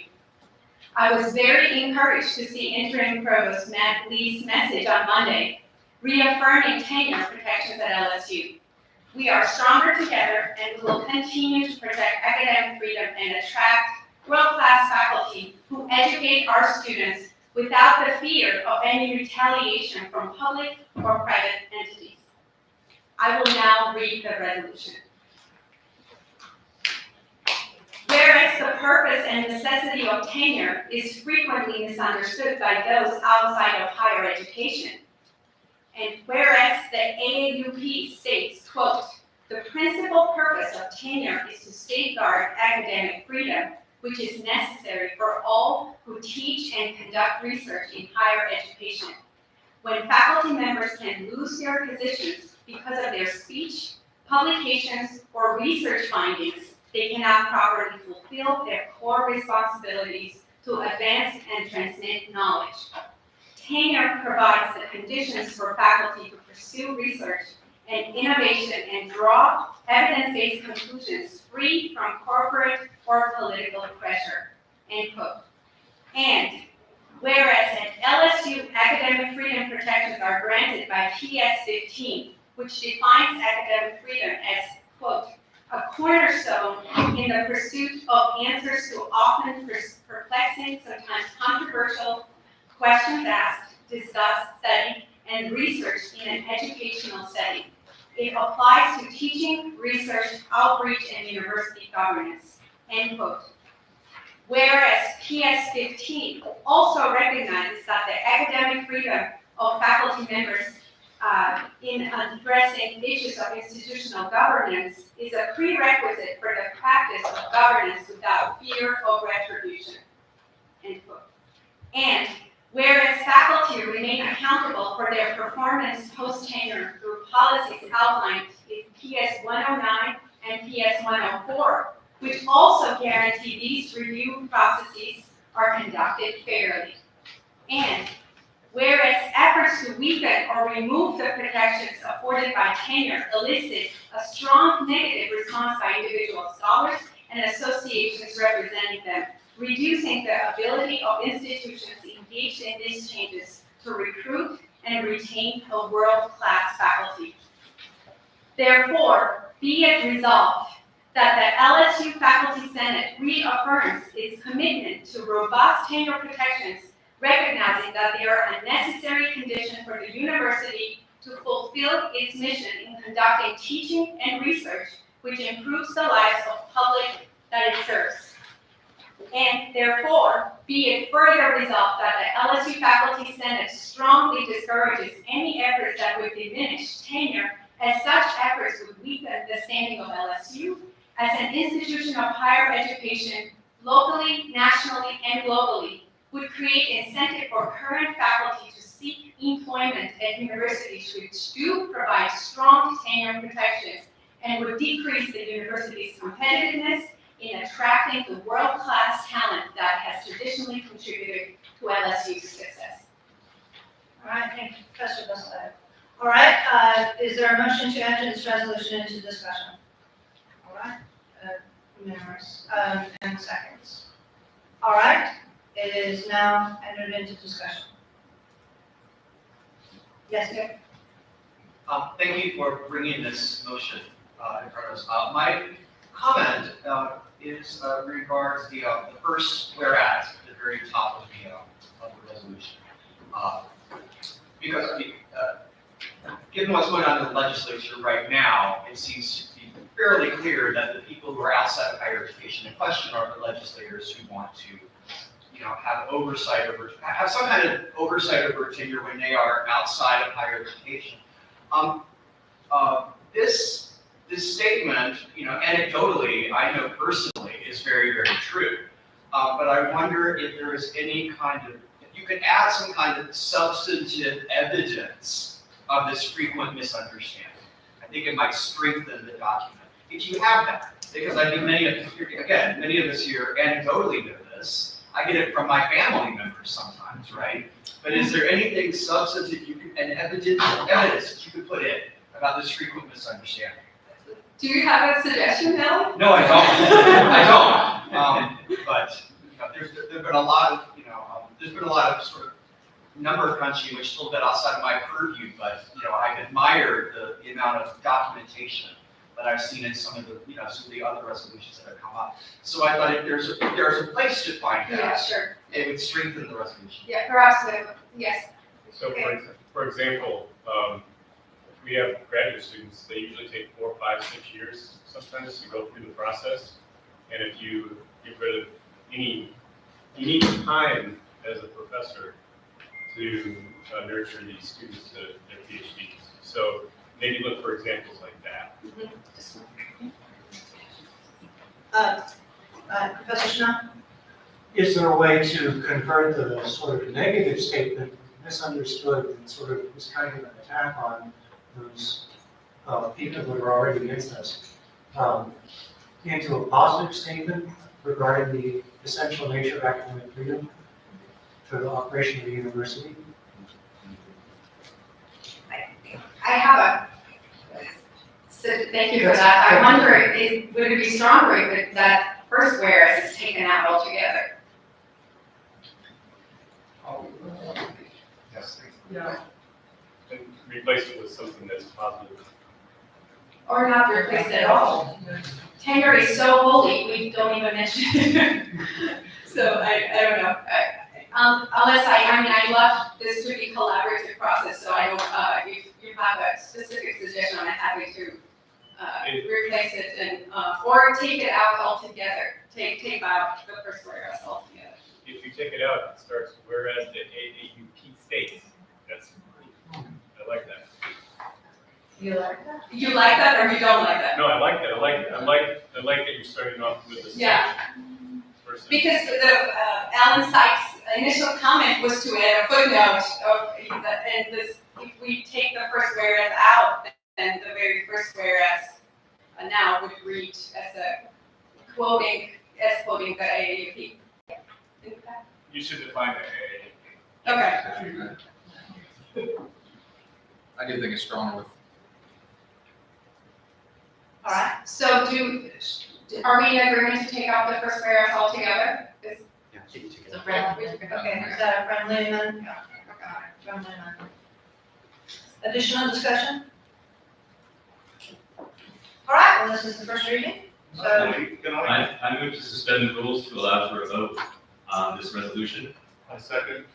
All right, all those in favor of suspending the rules to vote on this resolution today as amended with removal of the first whereas, presumably, please raise your hand and say aye. Aye. Is there a need for a count? I don't. Any no's? Okay, nays? Abstentions? One abstention. Please, state your name. Anna Nathan? I'm not tenured. I'll never have tenure. Do these protections also cover many of us who are non-tenured faculty? No? PS15 does, right? PS2. I think it mentions tenured faculty. Yeah. Yeah. When most of our department are people like myself who are not tenured and will never have tenure because we're not hired on the tenure track. Although I would say that the tenured folks are more able to fight on your behalf when we don't have to worry about.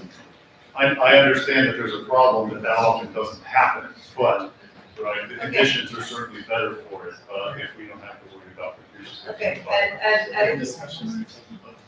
we need to move along. All right, did we get the extension? Did you get the extension? So there were no nays, one abstention.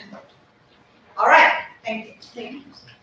The resolution passed. That's we have to second vote. No, we have to vote on the resolution. All right, all those in favor of the resolution? Aye. Aye. All right, you're getting really entangled today. All right, all those opposed to the resolution with the amended as we discussed. The removal of the first reading whereas. All right, all those opposed, none, abstentions?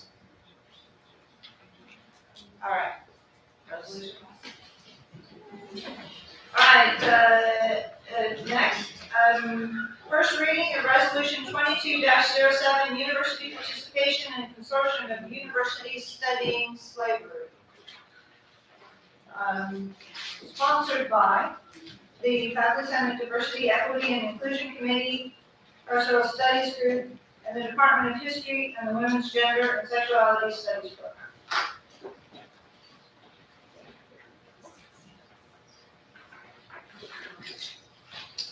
All right. I don't think we wrote an introduction, so we're just going to read the resolution. That's fine. Whereas Louisiana State University and A&M College has added diversity, equity, and inclusion to the strategic challenges of the LSU Strategic Plan 2025. And whereas it is a fact that the present Baton Rouge campus is on the site of 3 former plantations. And whereas the funding for 1860 land-grant universities was from writs, lands, and/or sale of indigenous American lands. And whereas it has been reported that the Student Health Center was constructed on the site of a known slave cemetery. And whereas numerous LSU faculty members, their graduate students, and undergraduate students are conducting scholarly investigations related to LSU and its connections to underrepresented groups, including more details of the cemetery site, plantations that preceded the moving of LSU to its present location, archaeology of the Indian mounds, linkages to prison labor, descendant communities, memorialization of historical buildings and individuals, and the individuals for whom campus buildings are named. And whereas the University of Virginia hosts a consortium of universities studying slavery, which is a, quote, multi-institutional collaboration focused in sharing best practices and guiding principles about truth-telling projects addressing human bondage and racism in institutional histories.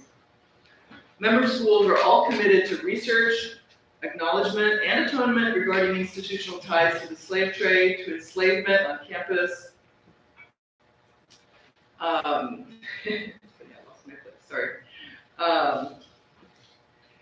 and to enduring racism in school history and practice. And whereas the University Studying Slavery Consortium connects scholars and campuses nationwide and currently has over 70 member universities, including the premier research universities in the country, and there is no cost to participating universities. And whereas the participation of LSU in the University's Studying Slavery Consortium would show university support for the many scholars on campus who are doing research to recover the forgotten past relationships of LSU to slavery and the colonization of indigenous lands. And it will also expand the university diversity, equity, and inclusion efforts. Therefore, be it resolved that the LSU Faculty Senate requests LSU President William F. Tate IV and his staff contact the University of Virginia President's Commission on the University in the Age of Segregation and request that LSU join the university's Studying Slavery Consortium, which would allow LSU scholars access to the UVA Collaborative, a password-protected course management and collaboration platform, and participation in consortium annual meetings. Thank you. Thank you, Professor Regis. Is there a motion to move this resolution into discussion? Okay, all right. And a second? All right. Motion is open for discussion.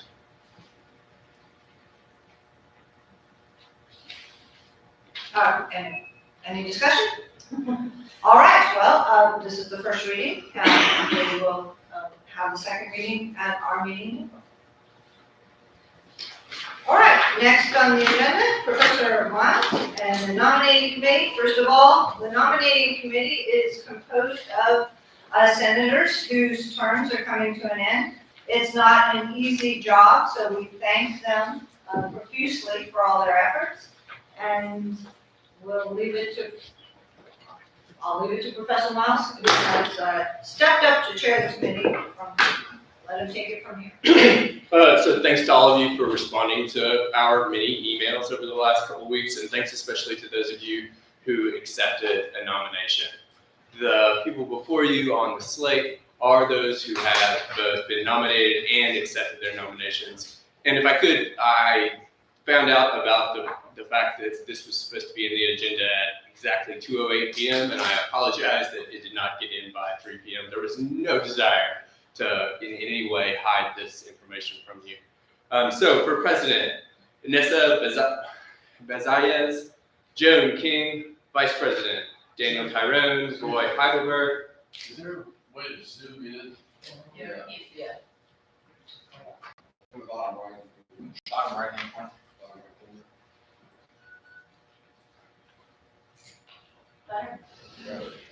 Thank you. Vice President, Daniel Tyrone, Roy Heidelberg, and Eddie Gibbons. Secretary, Meredith Feldman and Carrie Dooley. At large, Kevin Ringelman, Parampreet Singh, James Madden, Carrie Dooley. Raphael Orozco, Jin Woo Choi. And now at this point, are there any nominations from the floor? Or on Zoom. Are there any, can you ask Zoom participants if they have any nominations? Any nominations, Zoomers? All right, we'll collect the bios for all of these people, and we will vote at the next meeting. Thanks. All right, thank you for your efforts, and I apologize as well that for the mishap. I'll take personal responsibility that it didn't make it to the agenda as scheduled. All right, next up is our guest, Ms. Erin Day from the Attorney General's Office, here to provide us with some training on Louisiana open meetings laws. We're grateful for your presence here and appreciate any and all information that you'll share with us today. Sure. Thanks for having me. I'm going to load my presentation real quick. So that y'all can see what I see.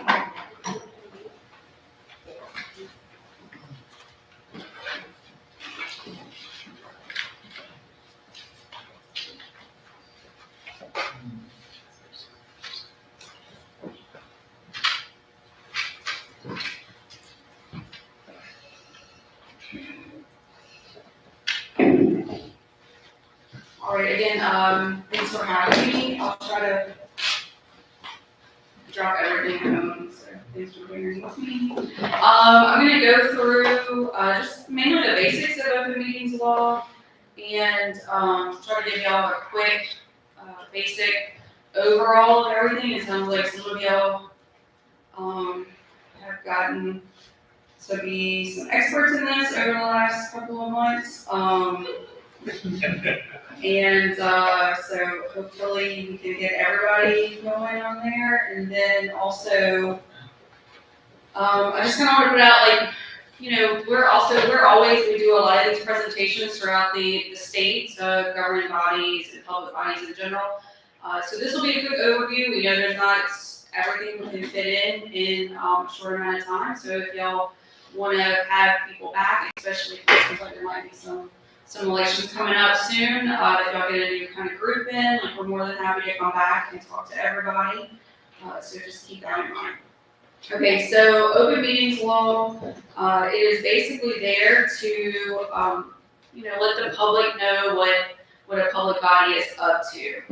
Make sure that everything's performed in an open and public manner, so that the citizens can be aware of the performance of the public officials, their deliberations, their decisions, why this is happening, especially when you are going towards making public policy, or it sounds like that's kind of what y'all do is make some policy with your resolutions. And so just keep in mind that because of this, it's meant to protect the public, and so everything that's in the Louisiana open meetings law is construed liberally. So what exactly is a public meeting? So it's when you have a quorum of your public body and they meet to deliberate, act, receive information over which they have supervision, control, jurisdiction, or advisory power. It's my understanding that it's that maybe advisory power that brings y'all into being a public body and subject to the open meetings law.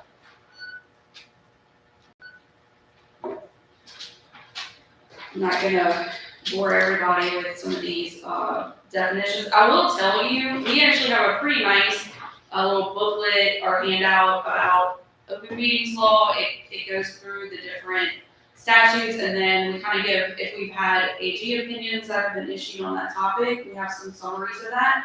And so I'm happy to send that to, or maybe and have them send it out for anybody who's interested in maybe going a little bit more in depth in any of this. So there are some exceptions. You know, typically, like I said, an open meeting is any time that you have that quorum that meets and they're together. However, it doesn't apply to chance meetings or social gatherings. It sounds like y'all have a pretty large group, so I mean, other than maybe like showing up at a big tailgate or something. I don't know how often you guys would be involved in getting together at a chance meeting, but just in case it happens. I will say too, the majority of the open meetings law is really kind of geared towards much smaller, public bodies. Like you would think of like your police juries or your parish councils. I kind of did a little bit of background on the faculty senate before I got here, and y'all are almost more like like the size of you is like a legislative body, but you're still subject to the open meetings laws that are really written for a much smaller group. And so y'all are gonna probably have to take, be pretty cognizant and take a lot more care in applying these laws, whereas when you have a much smaller group, it's a little bit easier, in my opinion, to kind of do some of this stuff. And then of course we have the legislature who has their own laws, so you might ever go and watch a meeting over there and think, well, they didn't do whatever, but it's because they got to make the rules for themselves in addition to the rules for everybody else. So anyway, okay, so exceptions, social gatherings, chance meetings, that's not gonna be subject to open meetings law. Just make sure that you're not voting or, trying to go around and circumvent the open meetings law where you're trying to get everybody to come together on an issue and discuss it prior to being open to the public. So what's a quorum? It is a simple majority of the total membership of your public body. I'm not sure how many you guys have, if it's more 60 to 80, 70 people. Okay, so, whatever, basically 51% probably.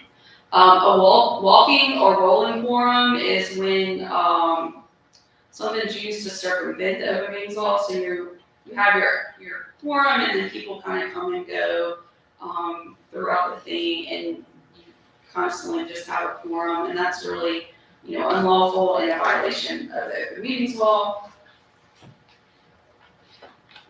Because you don't ever want to have less than a quorum while you're going on. Otherwise, like, you would really need to kind of pause and reconvene later.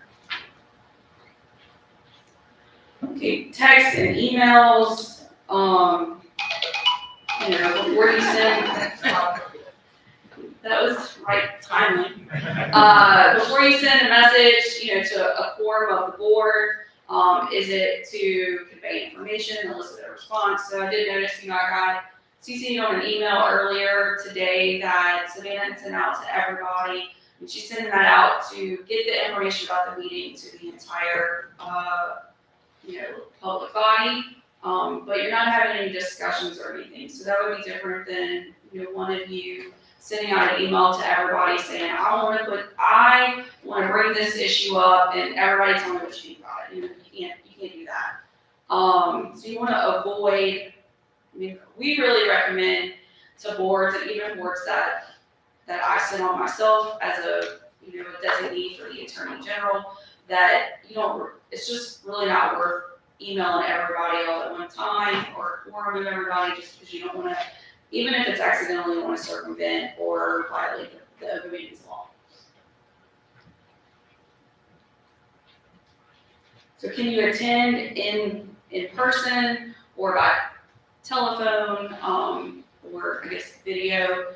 No, the open meetings law requires that you have that live voice. You have to be here in person. I know somebody mentioned that you guys do have some video for maybe some ADA accommodations, and I would imagine that those are extremely specific requests that were filtered through the proper channels, and that they're all provided for specific ADA reasons. And so I really don't know too many boards or any boards that have done that, but obviously whoever makes those decisions has come up with that, because otherwise you really need to be in person and here in order to vote.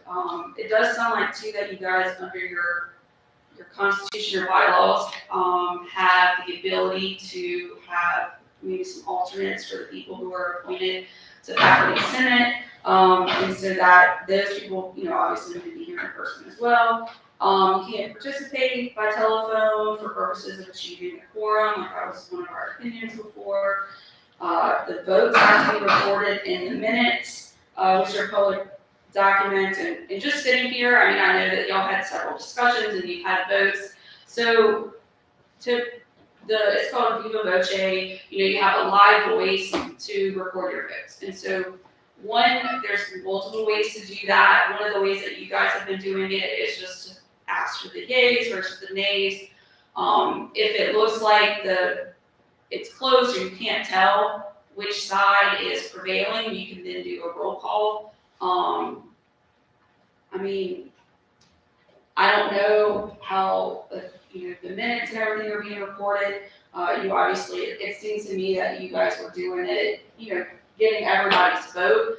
I think an easier way might be to actually have your roll call and go through each person and, to write it down. Not to say that the way you did it was wrong. It's just that way, you didn't miss anybody.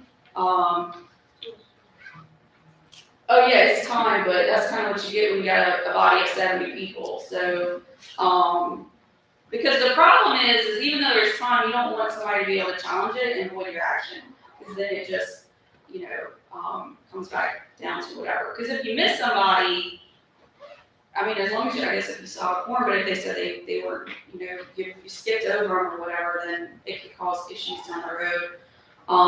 Again,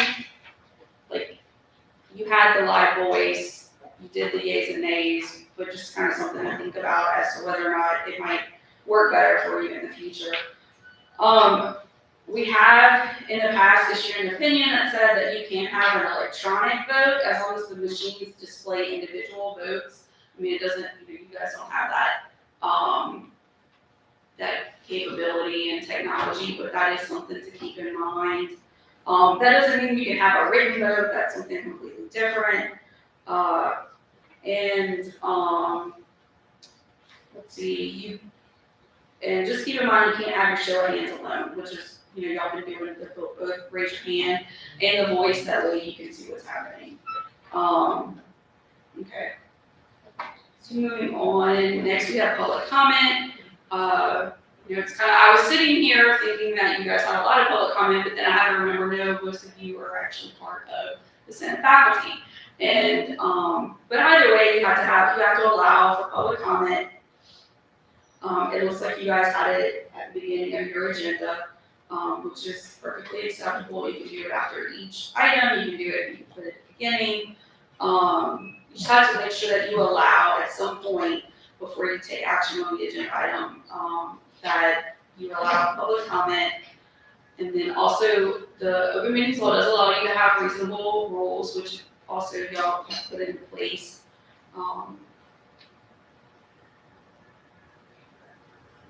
Which does kind of remind me, one of the things, I know that as I was sitting here, I was listening to some of your discussion, and you were talking about your constitution and your bylaws and Robert's rules and the open meetings law.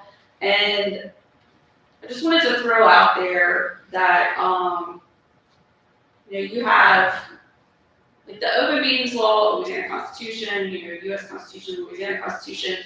The open meetings law, those are kind of going to be at the top. That's what you absolutely have to follow. Then you have your Constitution and your bylaws, and they can kind of fill in the places where you can establish rules and regulations that open meetings law either allows you to do or doesn't speak for. And then so first you look to open meetings law, and then, oh, maybe this doesn't say anything, let's see what our Constitution and bylaws say about how to handle this.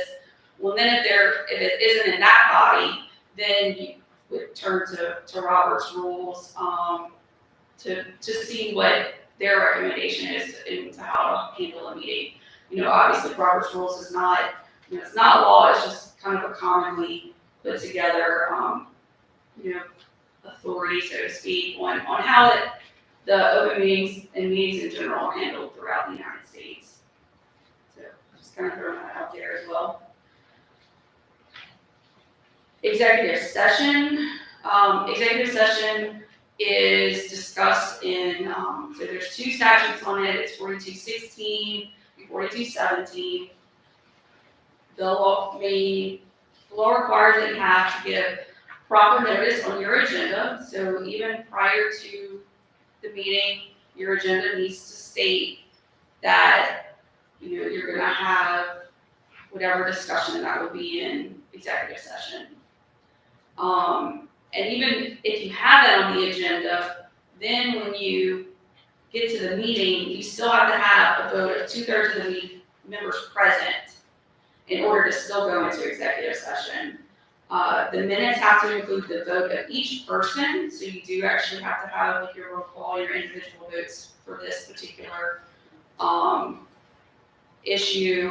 You have to state also in your minutes why you went into executive session. While you're in executive session, you can't have any final or binding action taken. You have to actually come back and do that in front of the whole body. So why can you go into executive session? Two of the most commonly used reasons that are provided for, and this is all in 4217, would be if you're going to discuss the character or professional competence or physical or mental health of a person. You have to make sure that they are given 24 hours notice as well, that they're going to be on the agenda. And then the other one would be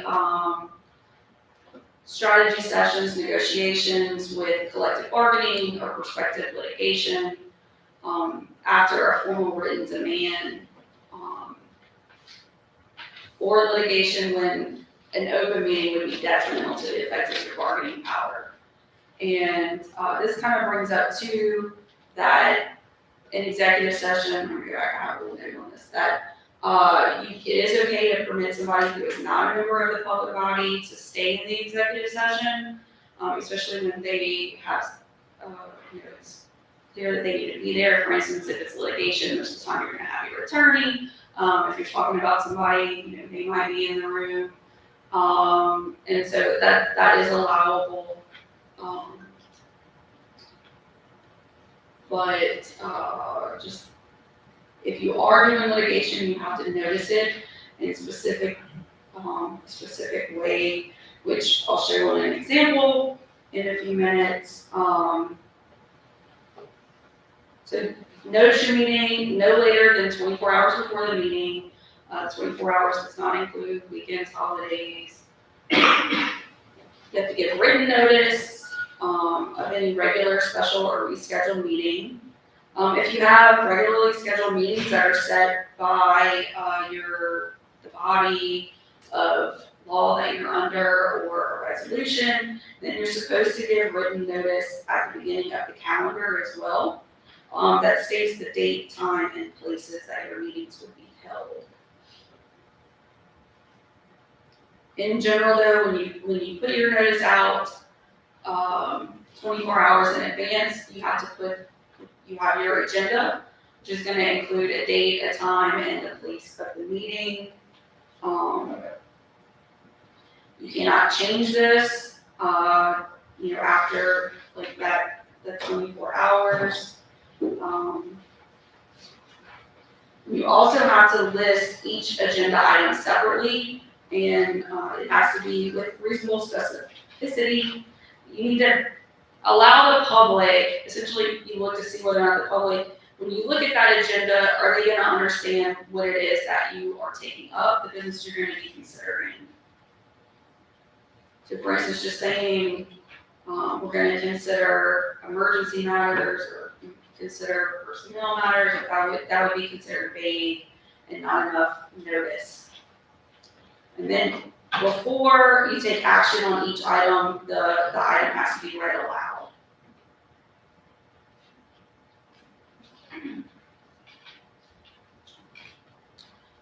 So you have to post the notice as well, and this could either be at the principal office of the body holding the meeting, the building in which the meeting is to be held, or in the official journal of the public body within those 24 hours. If you have a website, it has to be posted on that. However, your failure to post on the website, or let's say your website went down or something, that doesn't result in an open meetings violation. I have a question. Sure.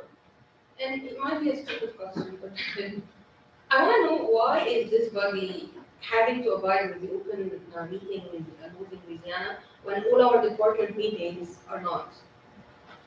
Like chair department meetings in every department are not open meetings. Right. So just for anybody who may not have heard, she wanted to know why is the LSU Faculty Senate considered a public body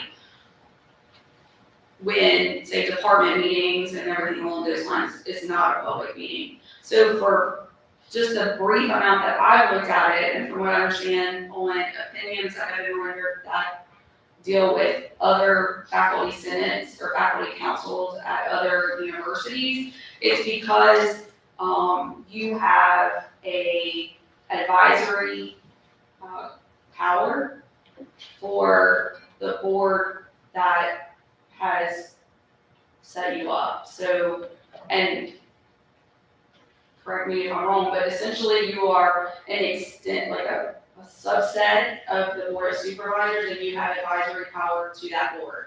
So under the open meetings law, because of that, you are considered a public body.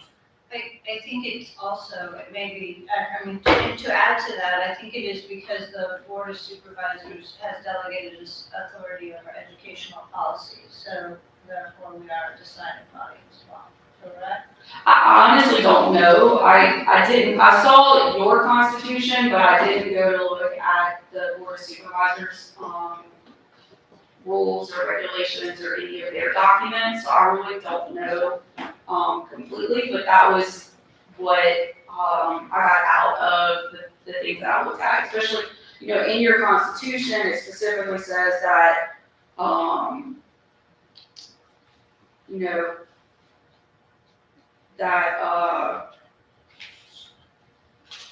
determine educational policy for the university, subject to the authority of the LSU Board of Supervisors. So that's what I looked at, and of course you have to take it a step further and analyze it under the Board of Supervisors documents, but that was essentially how we got to it being a public body.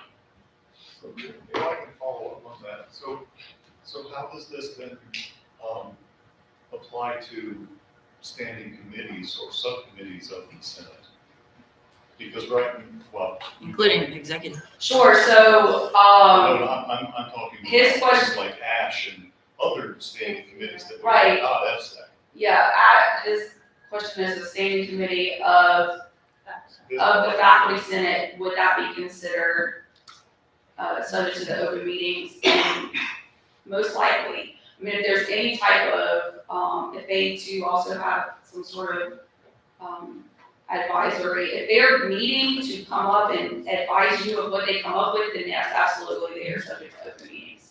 So that means that ASH and all of these, CNC, all these committees should also be. Okay. Thank you. Yeah.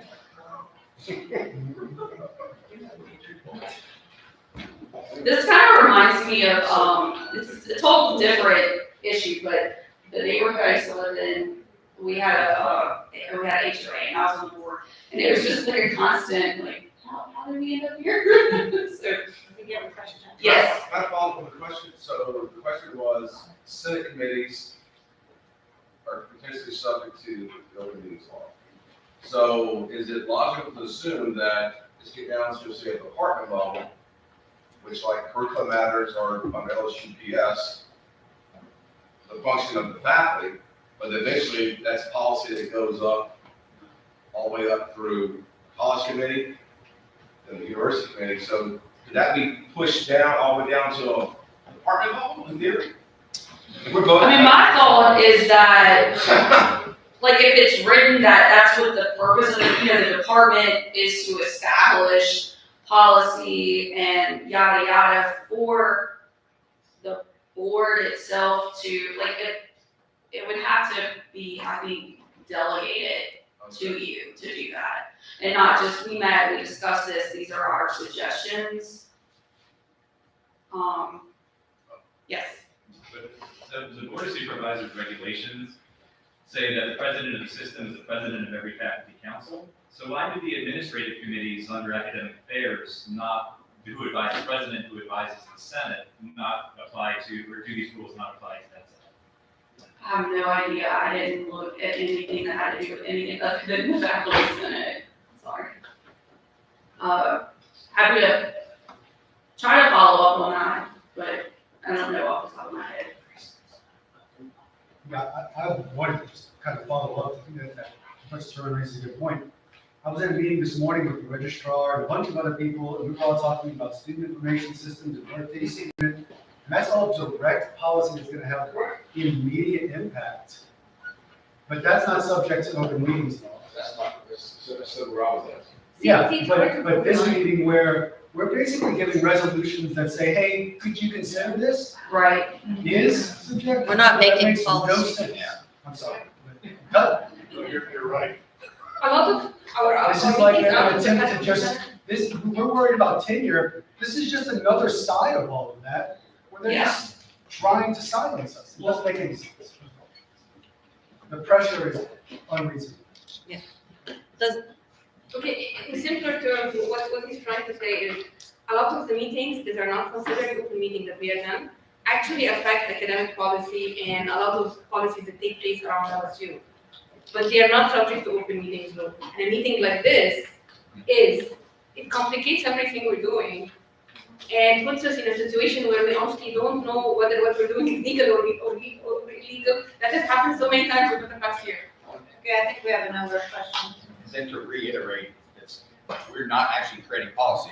We're creating resolutions that are. I did that, but your constitution specifically states that you're going to determine educational policy for the university and establish such and such. And that you're advisory. That's what committees actually do. Yeah. So this is an advisory that says policy. Well, but I don't think those committees maybe, or Yes, they do. specifically delegated that authority I'm literally just rolling with this, I don't know. But there's, you have your committees that I'm assuming are just part of the university in general.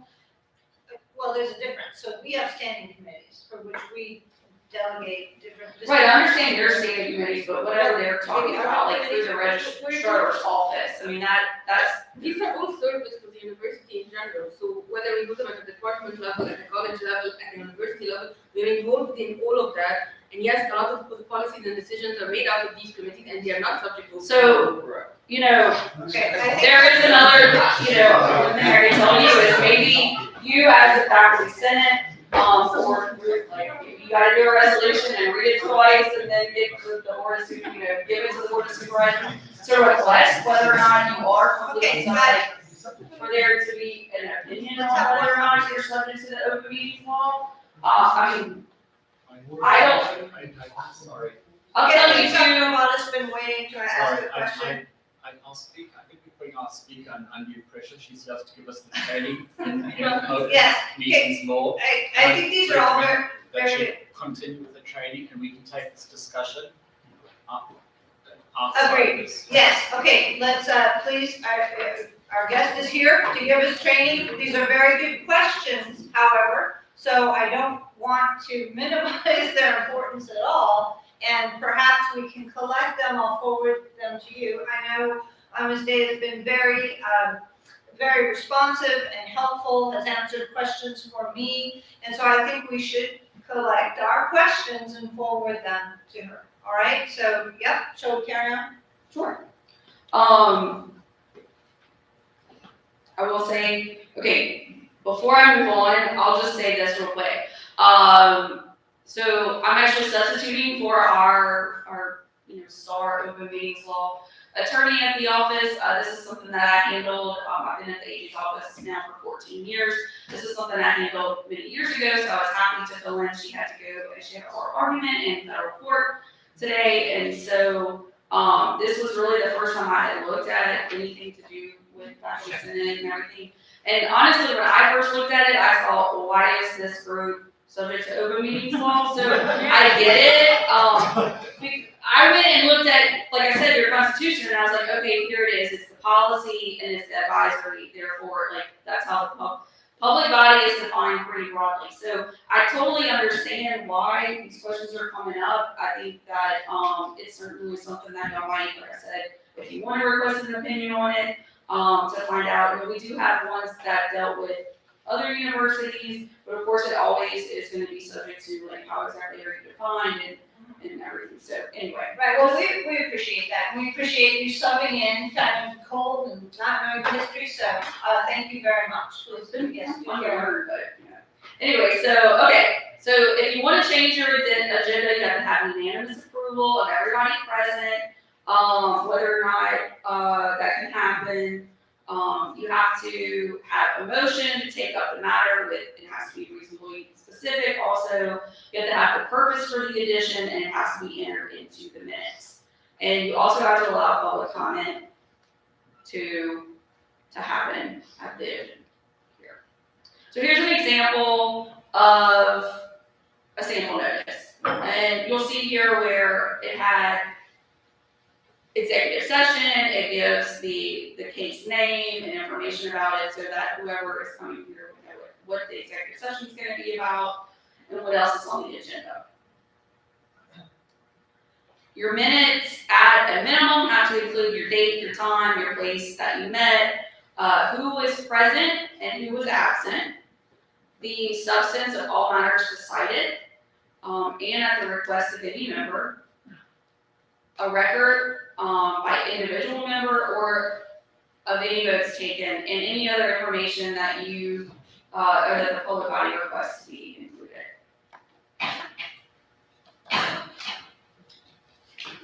So again, here's an example, and just because we did talk about the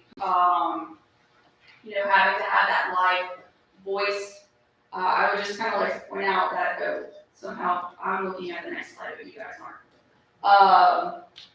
So you had, for instance, like for new business number 4, number 1, council voted to approve budget for fiscal year 2019 to 2020, motion passed. So you don't have to put, X number of yays versus X number of nays. As long as you had that live voice during the meeting, like this is sufficient for your minutes. All proceedings of a public meeting can be video or tape recorded or broadcast live. Any records of the public meeting have to be kept for at least 2 years from the date of recording.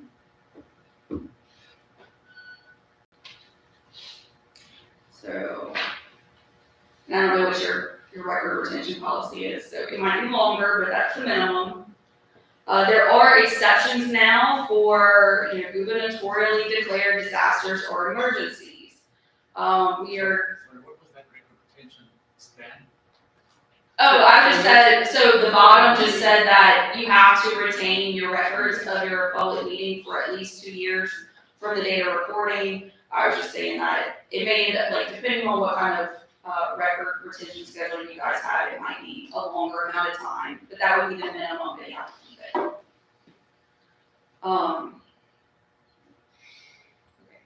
So if you have a gubernatorially declared disaster or emergency and you have to meet, there are ways that you can do it without having to do it in person. It can be through electronic means. It has to have, you have to have that declaration of a state of emergency by the governor.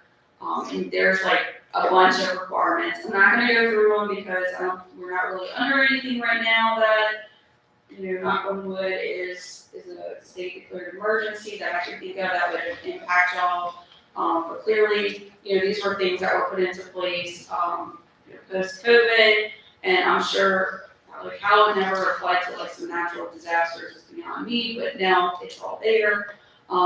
You have very specific notice requirements, and no later than 24 hours prior to the meeting. And it has to be posted on the website, emailed to any member of the public or the news media who requests notice of the meetings, and widely distributed to every known news media outlet within your geographic area. Hopefully you guys never need to do that. If, from what I understand, the Press Association, Louisiana Press Association does have a thing where you can, pay for a service with them and they'll send it out to everybody. But these are state of emergency requirements, so not normal notice.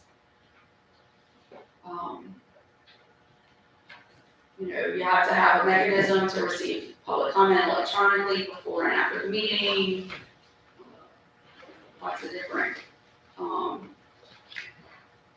requirements when you do those emergencies. But again, hopefully fingers crossed we don't really make this issue anymore.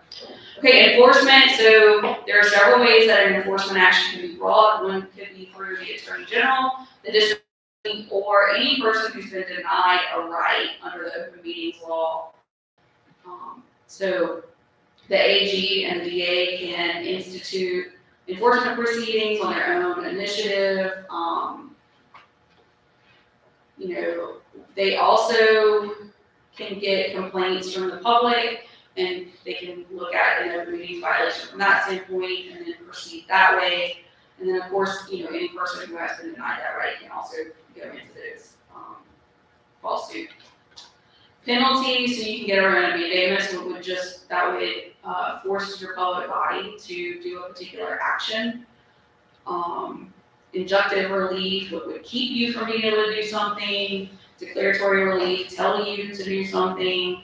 And then, of course, I think one of the most common things is that you're going to have your actions rendered void. If you did anything that was under Open Meetings Law or in violation of Open Meetings Law, then the court can render those actions void.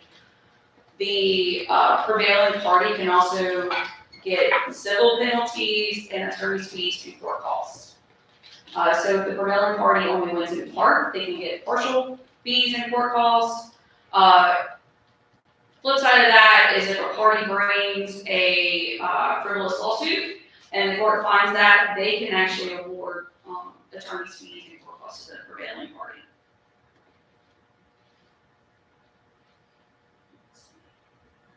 You do have to bring a civil action within 60 days, though, in order to avoid everything. So if it's been 60 days since the violation of the Open Meetings Law, it's essentially going to continue on, and even if you try to file suit, nothing's really going to happen with it. So what are the penalties? So any member who knowingly and willfully participates in a meeting that violates these principles can be liable up to $500 personally.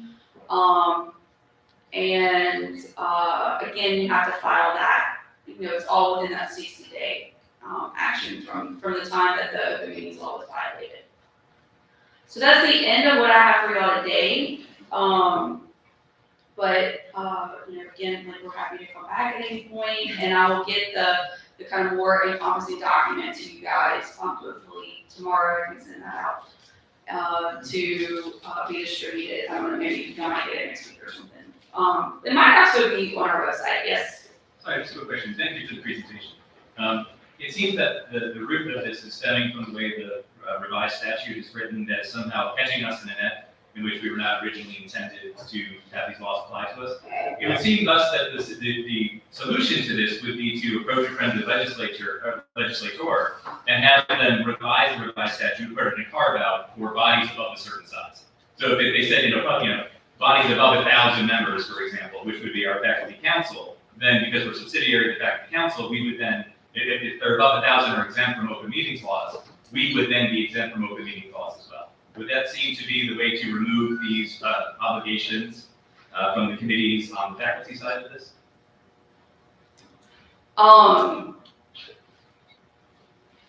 Well, one, I know I talked about how the laws are really kind of designed for a smaller body. It's really more when I'm thinking more when it comes to the voting. It's just a little bit.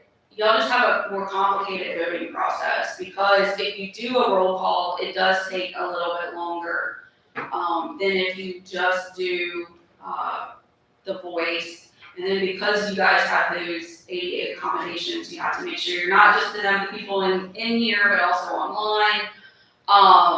That's really the main difference. You know, the legislature can push their little buttons and everything shows up and it tells you who's voting for what, and they have a big group. Of course, when they meet in their smaller committees, like they're still following essentially the same process. I can't speak as to what other, like I don't know how many bodies there are, if you would just want to do it by number or whatever, but I don't know, I mean, you could just try to get yourself excluded from the meetings law. I mean, and I don't know, I mean, you know, you have to consider, like, I guess the public policy of that as well, because, you know, like, I don't remember who said it, but somebody, it's like, you feel, like, I kind of got the impression that y'all feel like maybe being told that you're now subject to the open meetings law is a way to try to, like, quiet your voice. I don't think that that is the intent by any means of whether it's the press or our office who receive the things. If you look at it, you see you're a public body by definition, therefore you have to follow these rules.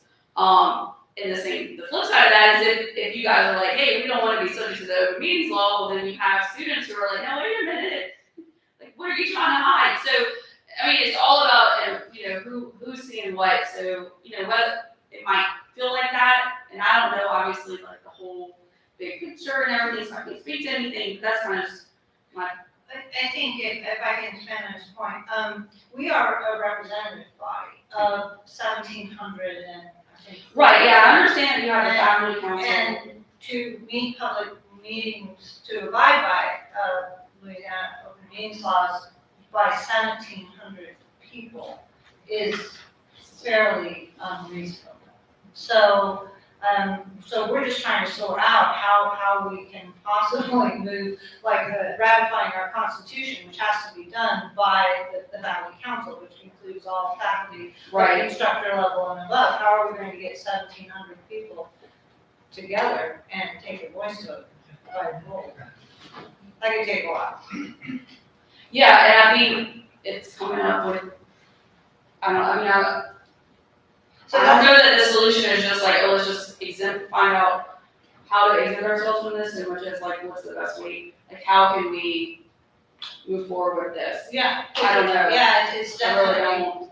I mean, it's an interesting, I just thought, in and of itself, you know, you guys have the faculty council, you have the faculty senate, and then you guys have your executive committee. Yeah. And so, originally, whenever I looked at it, I thought you guys were like the board of the body, but that's not it, like, you're all of the body, and so it is, it's confusing, I'm not gonna lie. And, yeah, and I know you guys are all here, just because you wanna be. Yes. And honestly, we go back to the point of we make a lot more policy decisions out of this Senate than we make inside of this Senate. Other committees. It makes no sense. It's not like we're trying to hide anything. The minutes will always be published to everybody. It's the processes, the procedures that take so much time that are right. Well, I don't know. All I know is from our perspective, as of right now, we say you guys are subject to the open meetings law, and I'm here to tell you about it. Well, we appreciate you coming today very much. So it's a long day, a long meeting, and thank you for making it through with us. And we will gather up some questions, and this is certainly something I think the FCC has to address in the upcoming months because, yeah, it's made our lives fairly exciting.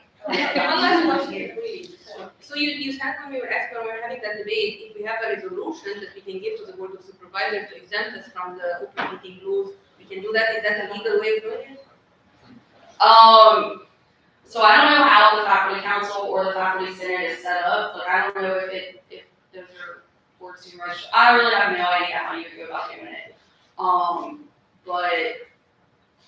But that, you know, I know at least for my purposes, I saw you guys' Constitution, I saw what powers it says you have, and that's what. I don't know what else. I mean, other people in the office looked into this more at a different point in time.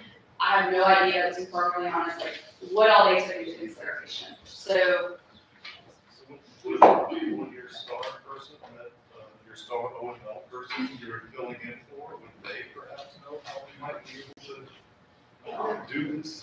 Get ourselves fixed. Well, Mr. DeQuinn has If the faculty senate would like a legislative exemption, the route to do it would be to adopt a resolution asking the school to make it part of its legislative agenda. The school prepares a legislative agenda right before session with its priorities, which are normally all funding, but sometimes we have other things. And one of those would be the faculty senate is requesting that the school make as part of its legislative agenda a request to exempt the faculty senates from the public meetings laws. That would be the first step, would be use your resolution process to make a formal request. Two questions about that. Doesn't that one show just how, for lack of a better word, feckless our power is? And then number two, if it's advisory capacity that makes us subject as a public body, then how about dean's advisory councils? Well, yeah, and within the office of the general counsel, the way we draw that line is the faculty senate, from our governing board standpoint, has a relationship directly with the governing board. Your president actually makes a presentation to the board at our monthly meetings. These other councils tend to report, although they have much more policy-making operation, they tend to report up through departments, through the provost to the president. It's not a direct line to the governing board the same way your president every month reports to the governing board. So internally, we don't view those as a public body because they're part of the operation of the college as opposed to the faculty senate, which just based on the way the board bylaws and your constitution set up, it imagines it's the direct expression of faculty sentiment to the governing board. And so it makes it a little different than we actually in our office talk about what happens when 6 people get together and call themselves a policy on ticket prices. Are they suddenly a public body? But no, because they usually are reporting to somebody else other than the board. Well, okay, so is this body is making decisions which Mandy reports to the board. Yes. Which that is a public, that's where the policy is set, and that is an open meeting, correct? Yes. Yes. So it seems like when Mandy or whoever succeeds Mandy takes what is deliberated here to the board, it's in compliance with open meetings there, whereas we're just this advisory. I mean, we have less power than say I have on my department curriculum committee or my department PhD committee. But the issue is the board in its bylaws contemplates a faculty council to obtain the expression of faculty sentiment on certain topics, and that's been delegated down to a faculty senate. And so it's really almost a derivative directly from the board, whereas your other committees, and this is for us giving advice internally, we view all these other committees that report to colleges and deans and other people as not being a direct derivative of the board. So with the opportunity to revise these bylaws of the board, That won't help you. You need a legislative change. Can we make the president of the faculty senate sort of the president takes, that then reports to the board and we advise her as the dean? You'd still have the same issue.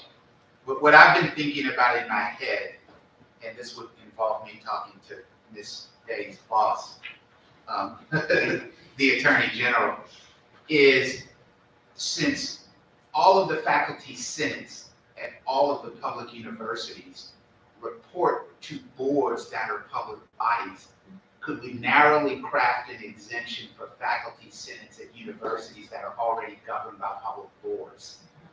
And that might be a narrow enough exemption, because I'll tell you, among the media and the legislature, there is no appetite to close bodies off from the public meetings laws, unless you can show them that this is so narrow, it doesn't really close anything off. Anything you recommend still has to go to a public body because you're at a public university. And so I was mulling that over in my head as y'all were talking about that.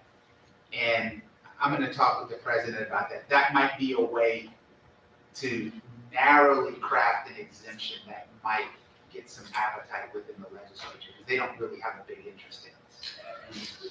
And it needn't be the case that we're closed off from the public in general, because I think that when I was on the Senate previously, before we all, whoever it was realized we were subject to these laws, we still had public comment. Or we still had, it was, the body was open, the meetings were open to the public, if you come in and observe and so forth. Now, we're not talking about guests, the advocate used to come.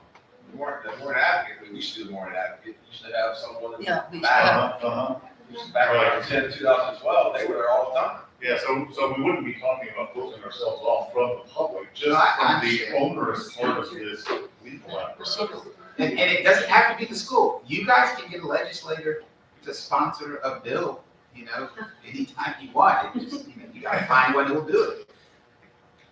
That's what, it might be easier to get it, you guys get it in the school's legislative agenda for a particular session. Because the legislature is gonna also wanna know what's the sentiment of the faculty if they look at something like this. So hopefully that helps. And no, these laws were not meant for these types of bodies, but they've been kind of cobbled on top recently, and we just have to navigate. Is there an opinion for some document that? There's one attorney general's opinion on faculty senates, and there's one district court case, which I actually tried, involving Southeastern's faculty senate, which resulted in a remand at the Court of Appeals to be retried, and I then left my firm to take this job. So it's still in the pipeline. This is a recent topic. I mean, this 20 years ago, faculty senates would have never contemplated having to comply with this. No, I'm saying, we know it's recent, because as Daniel pointed out, it's just happened while she was. Since the hook for us to be covered under public meeting law, the fact that we've been delegated, making recommendations to the board on academic policy, does that mean that implicitly, when the administration makes academic policy without our input, or that they were actually acting without authorization, or does the authorized body do that? Not exactly. That question, I guess I'm new to this, so I don't quite understand the context. It doesn't work exactly that way. There are certain topics in it. You're starting to cross legal and illegal with other issues such as accreditation.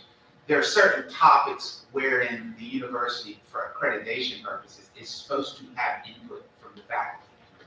And so the faculty senate is one of the avenues by which the governing body solicits that input, which is one of the reasons for the relationship. But if the board makes a decision without faculty input, do they have the legal authority under state law to do so? Probably. But does it cause issues in another sphere like accreditation? Yes. So it's not a simple legal versus illegal response, because what the faculty senate's doing is it's helping the board, the governing body, fulfill an accreditation responsibility. But there's also this state law web on top of it, which isn't the same as accreditation.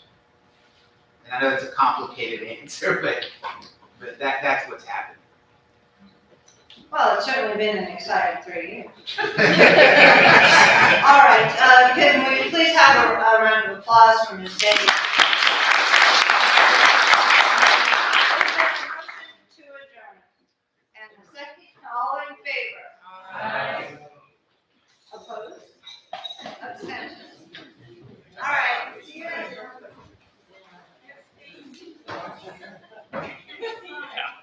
It's really hard to do up there. Usually, I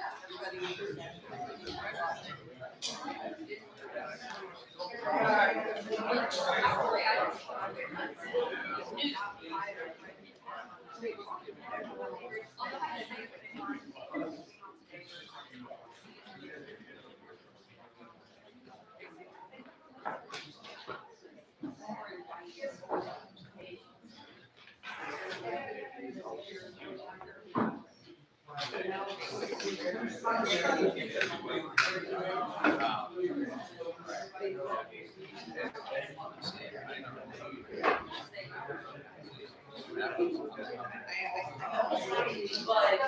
we actually do.